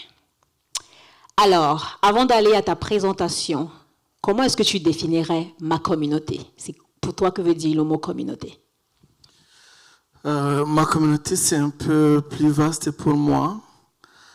Ma communauté, avant tout pour moi, ça signifie la société dans laquelle je suis. Parce que c'est avec cette société dans son entièreté que je partage la vie, à laquelle je contribue, je bénéficie aussi de cette société. Et puis ma communauté peut aussi être réduite à une certaine catégorie de personnes avec lesquelles vous partagez certains défis ou une certaine appartenance. Parfait, merci. Alors, qui est Anissé dans la communauté? C'est une question un peu plus compliquée, mais je dirais qu'Anissé est un Canadien d'origine rwandaise. J'assume mon identité multiculturelle parce que je parle cette langue d'aux 5 parfaitement. J'ai vécu dans 5 pays, sur 3 continents. Et je suis resté dans ces pays pendant longtemps. Donc, quand je suis avec les Rwandais, je suis Rwandais. Je suis avec les Congolais, je me sens Congolais. Je suis avec les Roumains, je suis Roumain. Je suis avec les Canadiens, je suis Canadien. Où que je sois, Anissé, c'est une personne multiculturelle qui assume sa multiculturalité et qui fait de son mieux pour contribuer à la société dans laquelle elle vit. Voilà. D'accord. Donc, tu veux de nous parler en quelque sorte d'intégration. Donc, avec les Romains. Tu as été en Roumanie, c'est ça? J'étais en Roumanie, je suis roumain aussi de citoyenneté. So, avec les Roumains, tu es roumain. Avec les Canadiens, tu es Canadien. Avec les Rwandais, c'est ça? Oui. Tu es Rwandais. Donc, c'est un gros... Tu nous as dépeint un peu ce que c'est que l'intégration. Alors, on va revenir à la maison, au Nouveau-Brunswick, particulièrement à Moncton. Comment est-ce que tu as vécu ton intégration? À Moncton, je suis arrivé pendant la Covid et t'imagines, tu arrives et tu passes 2 semaines sans sortir. Donc, ce n'était pas facile quand je suis arrivé, mais j'ai eu quand même, j'ai bénéficié de l'appui des organismes et d'établissements, des membres aussi de la communauté. Et le premier temps était un peu difficile, mais c'est parti un peu rapidement, parce que ce n'était pas une période de Covid. Et après les 2 semaines, j'ai pu trouver où m'installer. J'ai passé quand même 6 mois sans travailler. Et ensuite, j'ai eu l'opportunité de commencer de trouver un emploi. Et c'est parti très vite parce que, de par mon parcours, je m'adapte très facilement dans une société. OK. Donc, Anissé s'adapte très vite. Anissé s'intègre très vite. Alors, donc, ce que tu nous as dit tantôt, c'est le parcours, c'est le commun de tous les nouveaux arrivants, c'est le parcours de tous les immigrants. Donc, je sais que si tu es ici, c'est parce que je te considère comme un leader communautaire. et ta voix s'apporte dans la communauté. Donc, est-ce que tu peux nous dire, c'est quoi tes implications dans la communauté? Parce qu'on te voit partout. Bon, c'est vrai que je suis un peu partout dans les activités communautaires. Lorsque je suis arrivé en 2020, j'ai essayé d'observer un peu la communauté, surtout la communauté afrodescendante, parce que mes enfants grandissent en Occident. Et une des raisons qui m'a conduit à venir au Canada, c'est le côté de la diversité, du multiculturalisme, et puis il y a le volet aussi d'opportunités en termes économiques, emploi et autres. Et je voudrais que mes enfants aussi puissent découvrir la culture afrodescendante, parce que les filles commencent à grandir, les 2 premières filles commencent à grandir. Et parfois, ils me posaient des questions sur l'Afrique, sur le Rwanda. Et je voulais qu'elles puissent découvrir.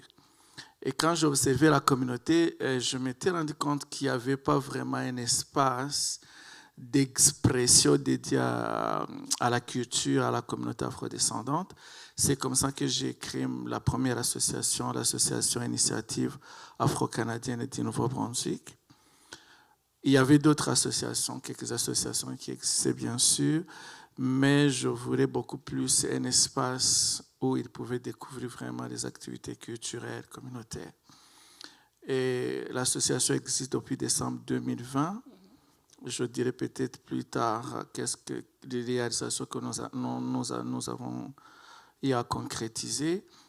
Et plus tard, je vais avec d'autres membres de la communauté créer le Centre culturel communautaire afro-canadien du Nouveau-Brunswick, qui aujourd'hui regroupe 35 organismes de la communauté. Oh, beau parcours. Donc, ce que je comprends, c'est que tu es arrivé avec tes enfants, bon, ta famille, et tu as regardé autour de toi et tu as remarqué qu'il y avait un besoin ou il y avait un manque. Et tu as décidé de combler le manque. Donc, d'où la création de l'association Initiative afro-canadienne. Ensuite, on a un autre bébé qui est Centre culturel et communautaire afro-canadien du Nouveau-Brunswick. Alors, qu'est-ce que ça mange dans les 2 organismes? Bon, disons, pour l'association Initiative afro-canadienne, on se concentre beaucoup plus sur la communauté francophone afro-descendante. C'est la 2e communauté francophone de la province, la plus grande après la communauté acadienne. Et on travaille pour créer des ponts entre la communauté acadienne et la communauté francophone afrodescendante. On a beaucoup d'activités avec les jeunes, les plus jeunes de 3 à 12 ans, et on a des activités avec les jeunes un peu plus grands, et nous organisons aussi des activités qui concernent toute la communauté en général. Pour le centre culturel communautaire, l'objectif principal, c'est de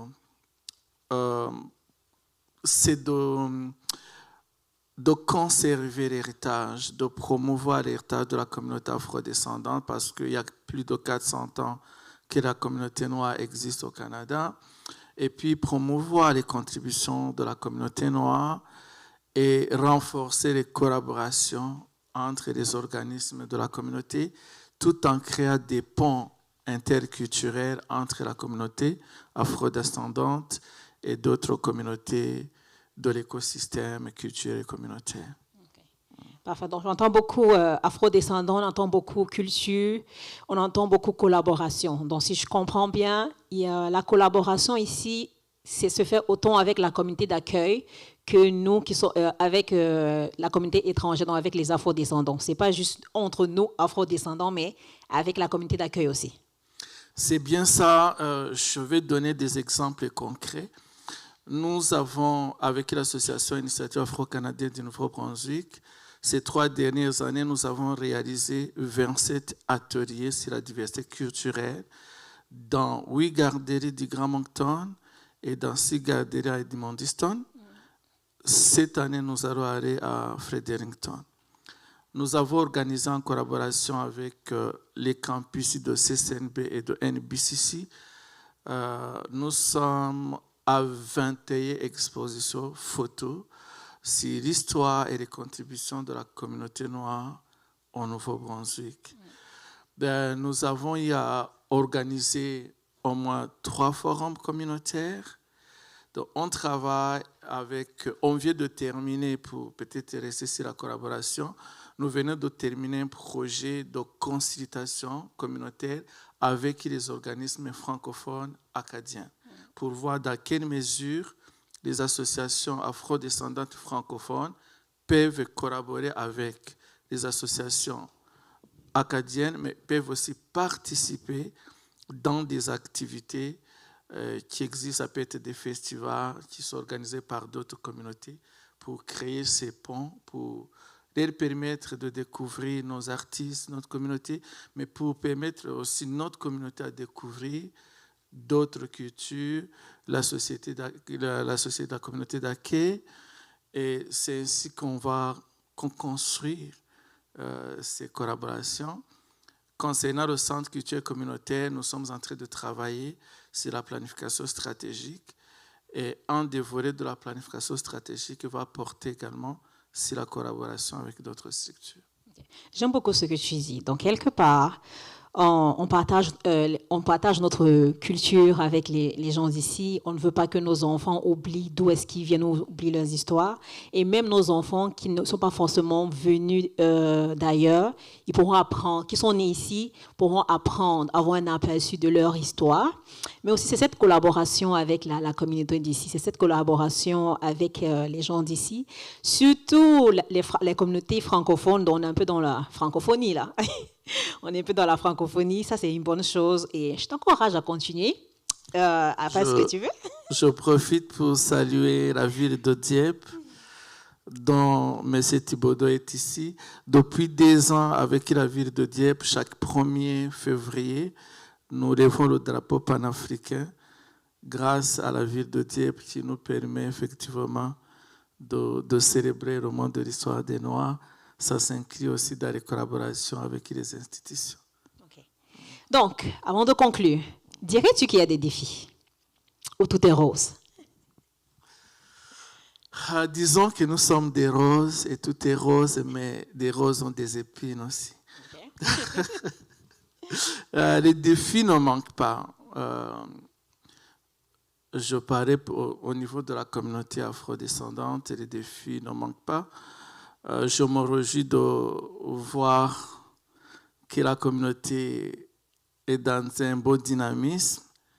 Je me réjouis aussi de voir que la communauté d'accueil est ouverte à nous accompagner dans plusieurs de nos initiatives, de la présence de la ville de Dieppe. J'ai vu Maguima qui nous a reçus ici et d'autres structures. Mais on a encore des défis. On a encore des défis. De représentation, par exemple. On a besoin d'avoir des personnes comme Maman Philomène qui est présente pour porter la voix de la communauté sur les tables de décision. Si on en avait au moins 5, je crois qu'on pourrait mieux bouger.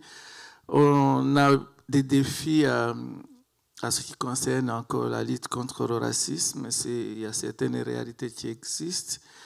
Il y a des défis en matière de l'employabilité. Il y a les défis internes aussi, les défis organisationnels. Parfois, aussi, certains défis proviennent du fait que nous-mêmes, nous manquons peut-être plus d'engagement. Nous n'allons pas peut-être vers les personnes qui peuvent nous aider. Et je pense qu'il y a un travail aussi interne que nous devons faire.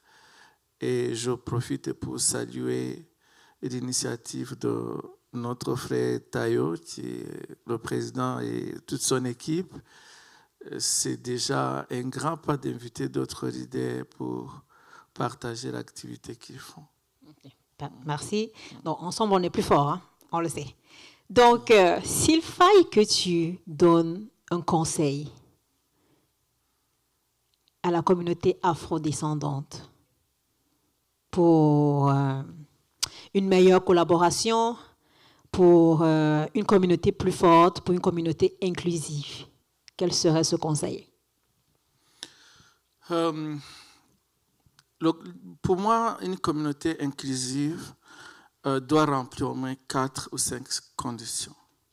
La première condition, c'est une communauté qui doit apprécier la diversité, qui doit trouver dans la diversité une richesse. Cela signifie pour la communauté afrodescendante apprendre à apprécier d'autres cultures, apprendre à aller vers les autres, apprendre à inviter les autres, à travailler avec les autres, à ne pas évoluer dans une sorte de vase clos. Je pense que c'est le bon terme, vase clos. Ça, c'est la première chose. La deuxième chose, c'est une société où chacun peut s'épanouir. Et l'épanouissement suppose que nous avons un travail à faire en termes de l'éducation, en termes de l'employabilité, en termes d'aller découvrir ce que les autres font. Donc, il y a un grand travail dans ce sens-là. La troisième chose, c'est une société où chacun est respecté dans son identité, peu importe son expérience, ses origines, ses valeurs. Ça, c'est important. Et la dernière chose, c'est une société où chacun contribue apporte sa contribution à la société de façon générale. Lorsque moi je passe dans les routes de Moncton, je suppose qu'il y a des gens qui peut-être ne sont plus, qui ont payé le prix pour que ces routes existent. Alors aujourd'hui, c'est notre tour de le faire, de faire en sorte que nous puissions laisser le Grand Moncton dans un meilleur état, plus meilleur que celui dans lequel nous l'avons trouvé. Donc, c'est ça ma vision de l'inclusivité. C'est cette société qui va permettre à chacun d'être respecté, de s'épanouir, de contribuer à la société. Parfait, merci. Donc, on se quitte, mais on se dit pas au revoir. On continuera à travailler ensemble, on continuera à collaborer. Ça a été un plaisir de t'avoir avec nous ici sur le panel, de te connaître, de connaître un peu ton implication dans la communauté. Et on espère travailler, collaborer avec toi pour une communauté plus inclusive, où on se respecte, où on collabore et où on est épanoui tout un chacun. Merci à toi. Merci, le plaisir a été pour moi.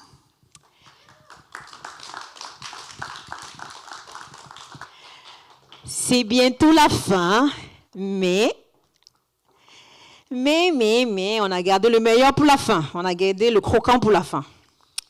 Pour ceux qui ne connaissent pas la personne que je vais inviter tout de suite là, c'est notre maman de la communauté. Vous avez sûrement déjà entendu parler de maman Philomène.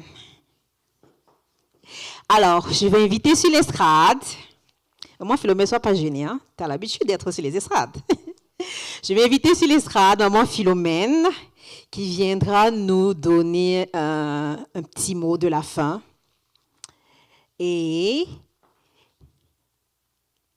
qui sait? Peut-être on va nous dire quelque chose de très intéressant ce soir. Donc j'invite maman Philomène, si on peut acclamer maman Philomène. Philomène Zangio is a trailblazing community leader and human rights advocate based in New Brunswick. With over 30 years of dedicated service, she has founded and led numerous initiatives promoting racial equity, immigrant inclusion, and women's empowerment. As the former chair of the NB Human Rights Commission and founder of CPPAA-NB and CAFI, Philomène has shaped public policy, education, and international dialogue, including contributions to UN forums. Her pioneering efforts have earned her multiple national honors, including the Queen Elizabeth II Platinum Jubilee Medal.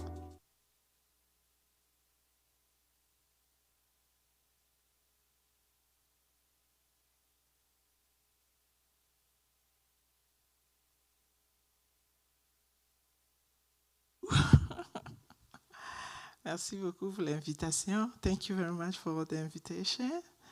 And thank you very much to be a chair for this event. So as we are in Dieppe, I think I would just stay on my commitment, speaking in French. Because most of the time I fight, being a francophone, And when only English is speaking, I'm just asking why don't we speak French? For today, if we are in Moncton, I may try to make it bilingual. As we are in Dieppe, I'll try to make it in French, because we are fighting Dieppe to be just a francophone and welcoming English people around. So I'll give you a chance. In French, I had told one of my friends, I say, when I moved to Canada, I was just speaking French, and I couldn't say a word in English. And I didn't go to school to speak in English. I just picked up in the street. Giving you that chance, just learn your French as you can. Don't afraid, and so when somebody starts speaking, say, actually, I don't speak French. No, just stay there. Take what you can take. Just keep going. If you didn't get it, next time, you'll come up. Next time. And then, after 30 years, you will be like me.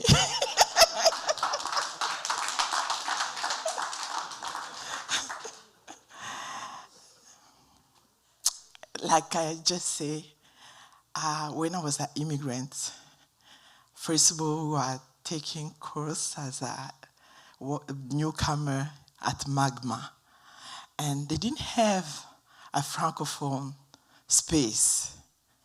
We fight to have café, the welcome, the newcomer for the francophone. I was one of them who really, really fight to get that center. So now the francophone immigrant can go to café, and the English one, if they want to go to Magma, they can go. Otherwise, both can be bilingual. So both of us, we can get the service in New Brunswick as bilingual province. So let's go.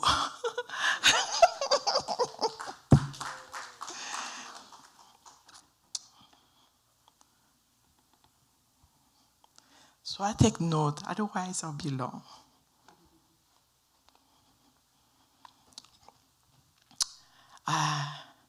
I will not forget to tell you then, even we fight as a francophone, but I'm a black woman. I'm an African descent, living in New Brunswick, living in America. So most of the time, as my daughter just say, it seems like they don't give us space. It seems like they have to tell us what to do. So, living in New Brunswick, we have a government. We have my friend, he's just there. And he knows me for a long, long time as a fighter, as a mother. Before you came, they was just calling me Auntie Philomene, because that time I was just a student, didn't have a child, but I was just going with them. And I was young as you are in New Brunswick. As Elise told Mama Philomene, he just told me, not Mama Philomene, Auntie Philomene. I say, I have been moved. I'm not a mother now. So for a few years, I'll just be a grandma now. Actually, I cannot forget to tell you this.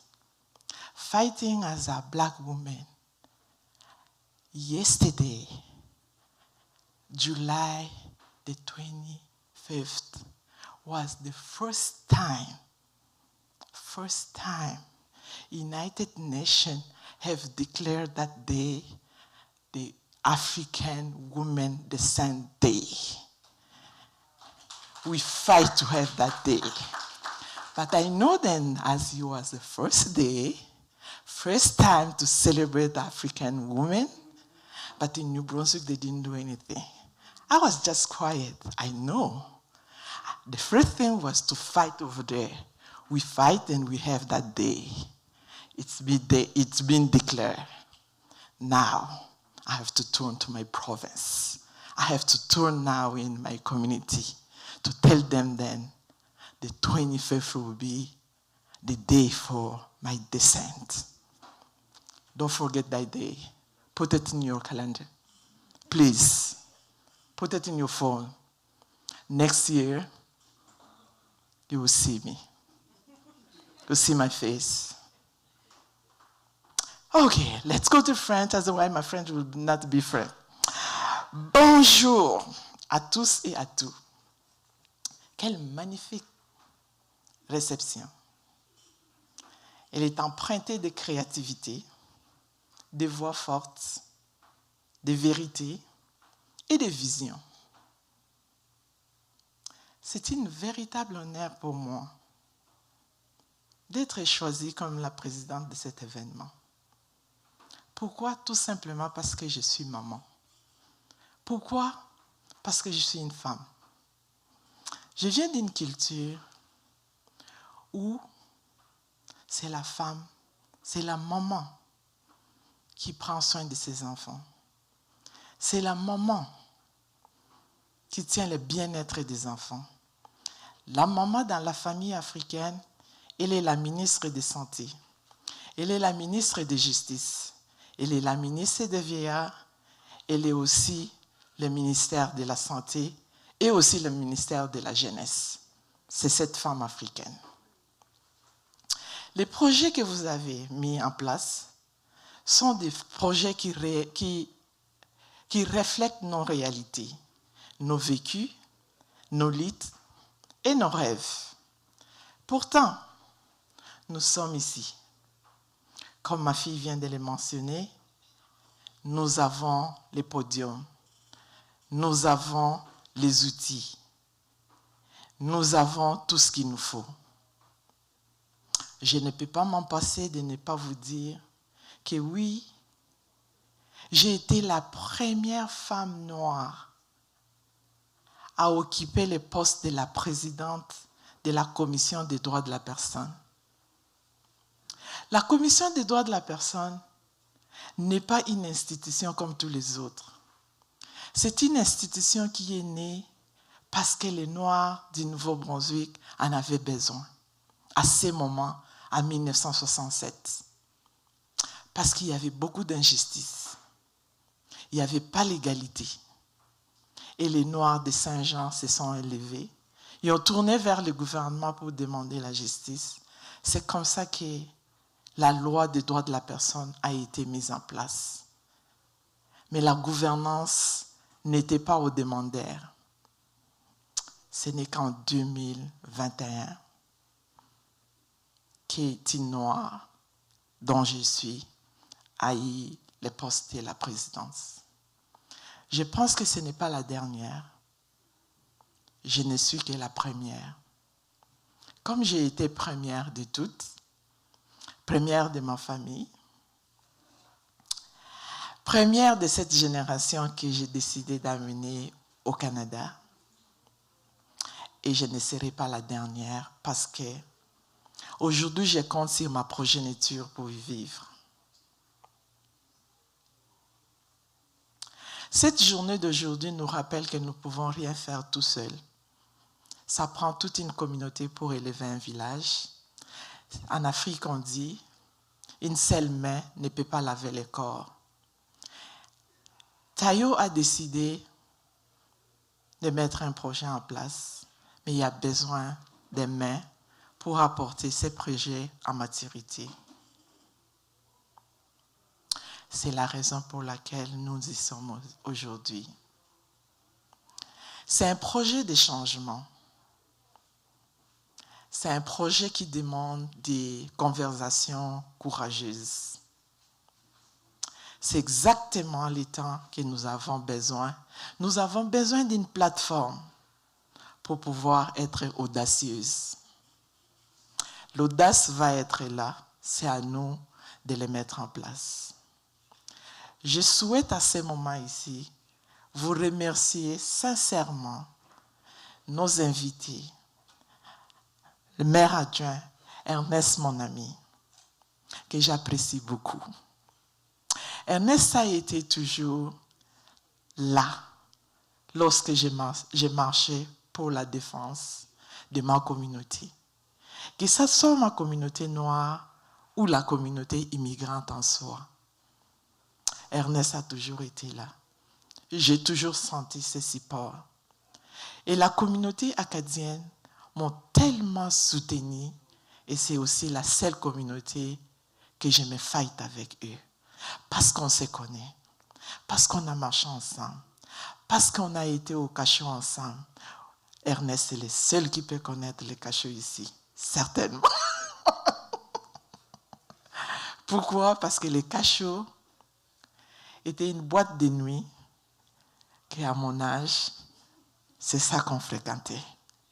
Celui qui n'a pas été au cachot et qui ne connaît pas le cachot, c'est qu'il n'est pas de mon âge. Je ne suis pas née maman, j'étais aussi enfant. Donc, j'ai fait ce que vous faites aujourd'hui. Votre présence ici, dans cette salle, n'est pas seulement symbolique, elle est stratégique. Car une inclusion véritable nécessite des alliés. Pas seulement des applaudissements, elle a besoin de co-créateurs. Pas uniquement des spectateurs, mais des vrais alliés. Aux jeunes qui vous êtes puissants au-delà de toutes vos mesures. Faites entendre vos voix. Dites la vérité. Prenez votre place. Ce monde a besoin de votre génie, de votre culture, mais surtout de votre lumière. Et TMD Group, Tayo, merci de démontrer ce qui devient aujourd'hui possible. Lorsque le leadership s'unit à la vision, ça donne les médias devient un miroir. C'est ce miroir que tu viens de nous montrer. Non pas du monde tel qu'il est, mais un monde comme que nous le définissons. Le monde comme qu'il doit être. Si je peux me répéter tes mots, Ma'am, it's inclusion. Yes, that will be inclusion. Quand nous rencontrons nos histoires, nous ne faisons pas changer les récits, mais nous voulons changer le monde. Chaque jour, je répète mon histoire parce que ma grand-mère a répété son histoire et c'est son histoire qui m'a donné la force. À mon tour, je vous raconte mon histoire pour que ça vous donne la force. J'ai écouté ce qui était sur l'estrade dire « Moncton est une ville accueillante. Nous avons été accueillis parce que vous êtes venus 20 ans plus tard. Parce que vous êtes venus 30 ans plus tard.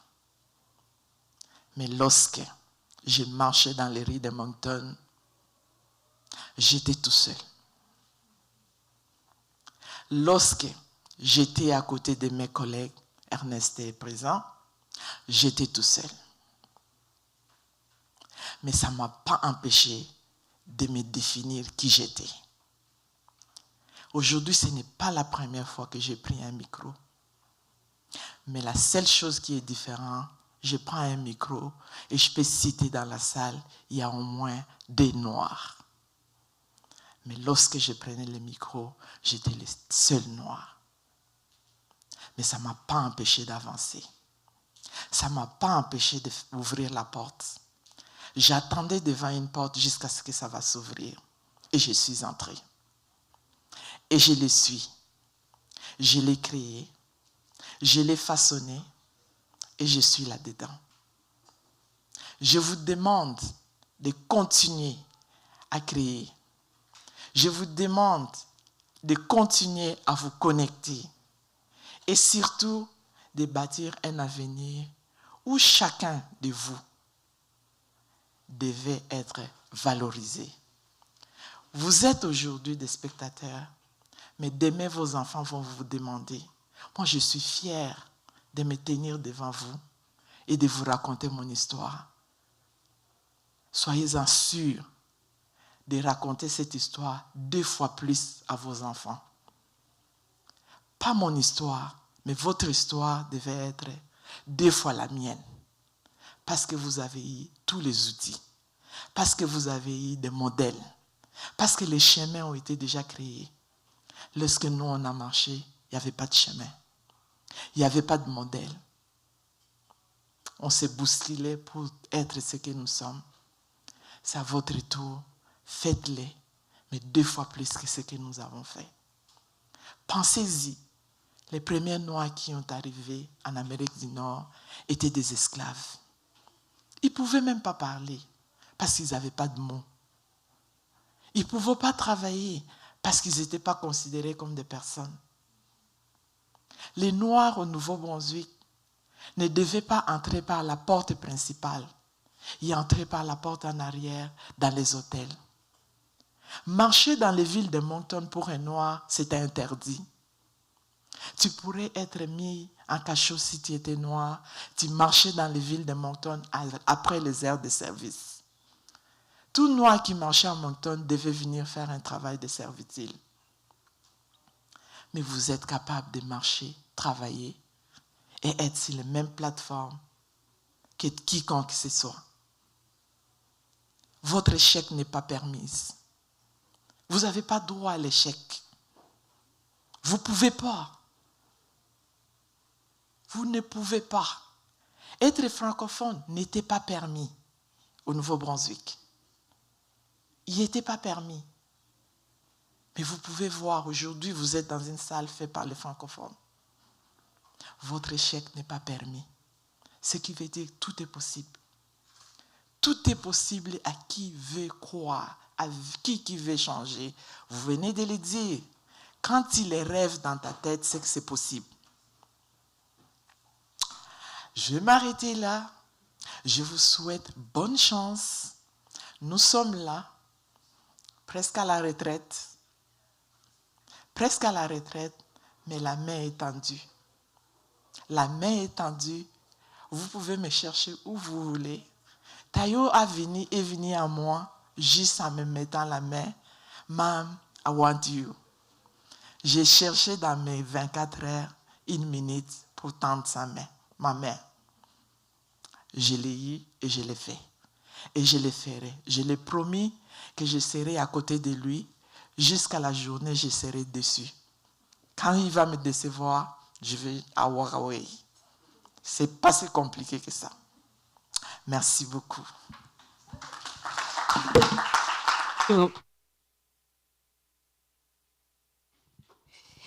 Merci beaucoup pour ton message, très touchant, très émouvant, comme à chaque fois.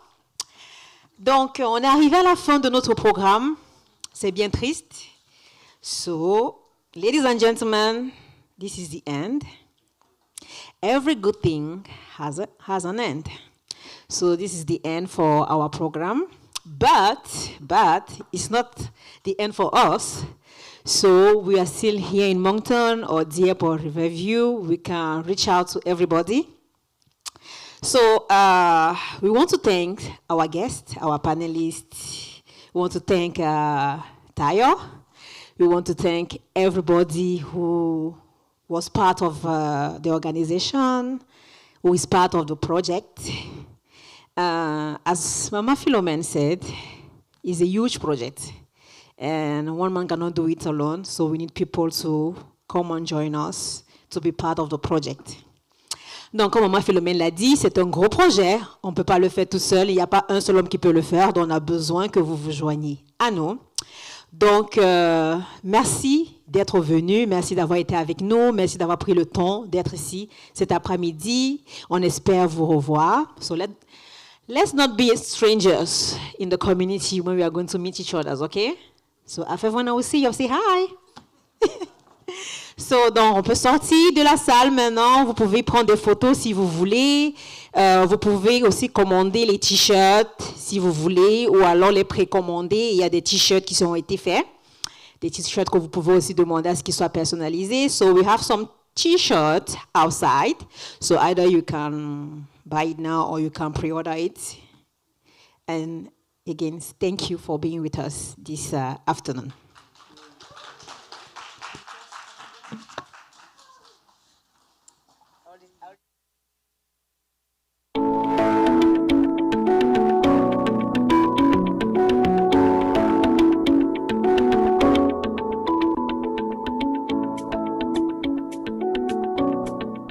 They say purpose is the compass that leads us through life. At the Mandate Development Center, TMDC, purpose isn't just a word, it's the foundation of everything we do. What began as a dream, a vision to build more than just a facility, was born out of a deep desire to empower people, transform communities, and create lasting impact. TMDC was created to be a one-stop solution center, a place where creatives meet opportunity, where skills are not only taught but unleashed, and where dreams are refined into reality. From media production to film training, photography, videography, to storytelling and music, from entrepreneurship programs to housing solutions, every expression of TMDC speak one language: purpose. This is not just a center, it's a movement of impact, a community movement of purpose, a hub where collaboration replaces competition, where diversity fuels creativity, and where everyone belongs. Here in the heart of Moncton, TMDC stands as a symbol of what's possible when purpose meets passion, when vision meets action, and when people come together not just to build projects, but to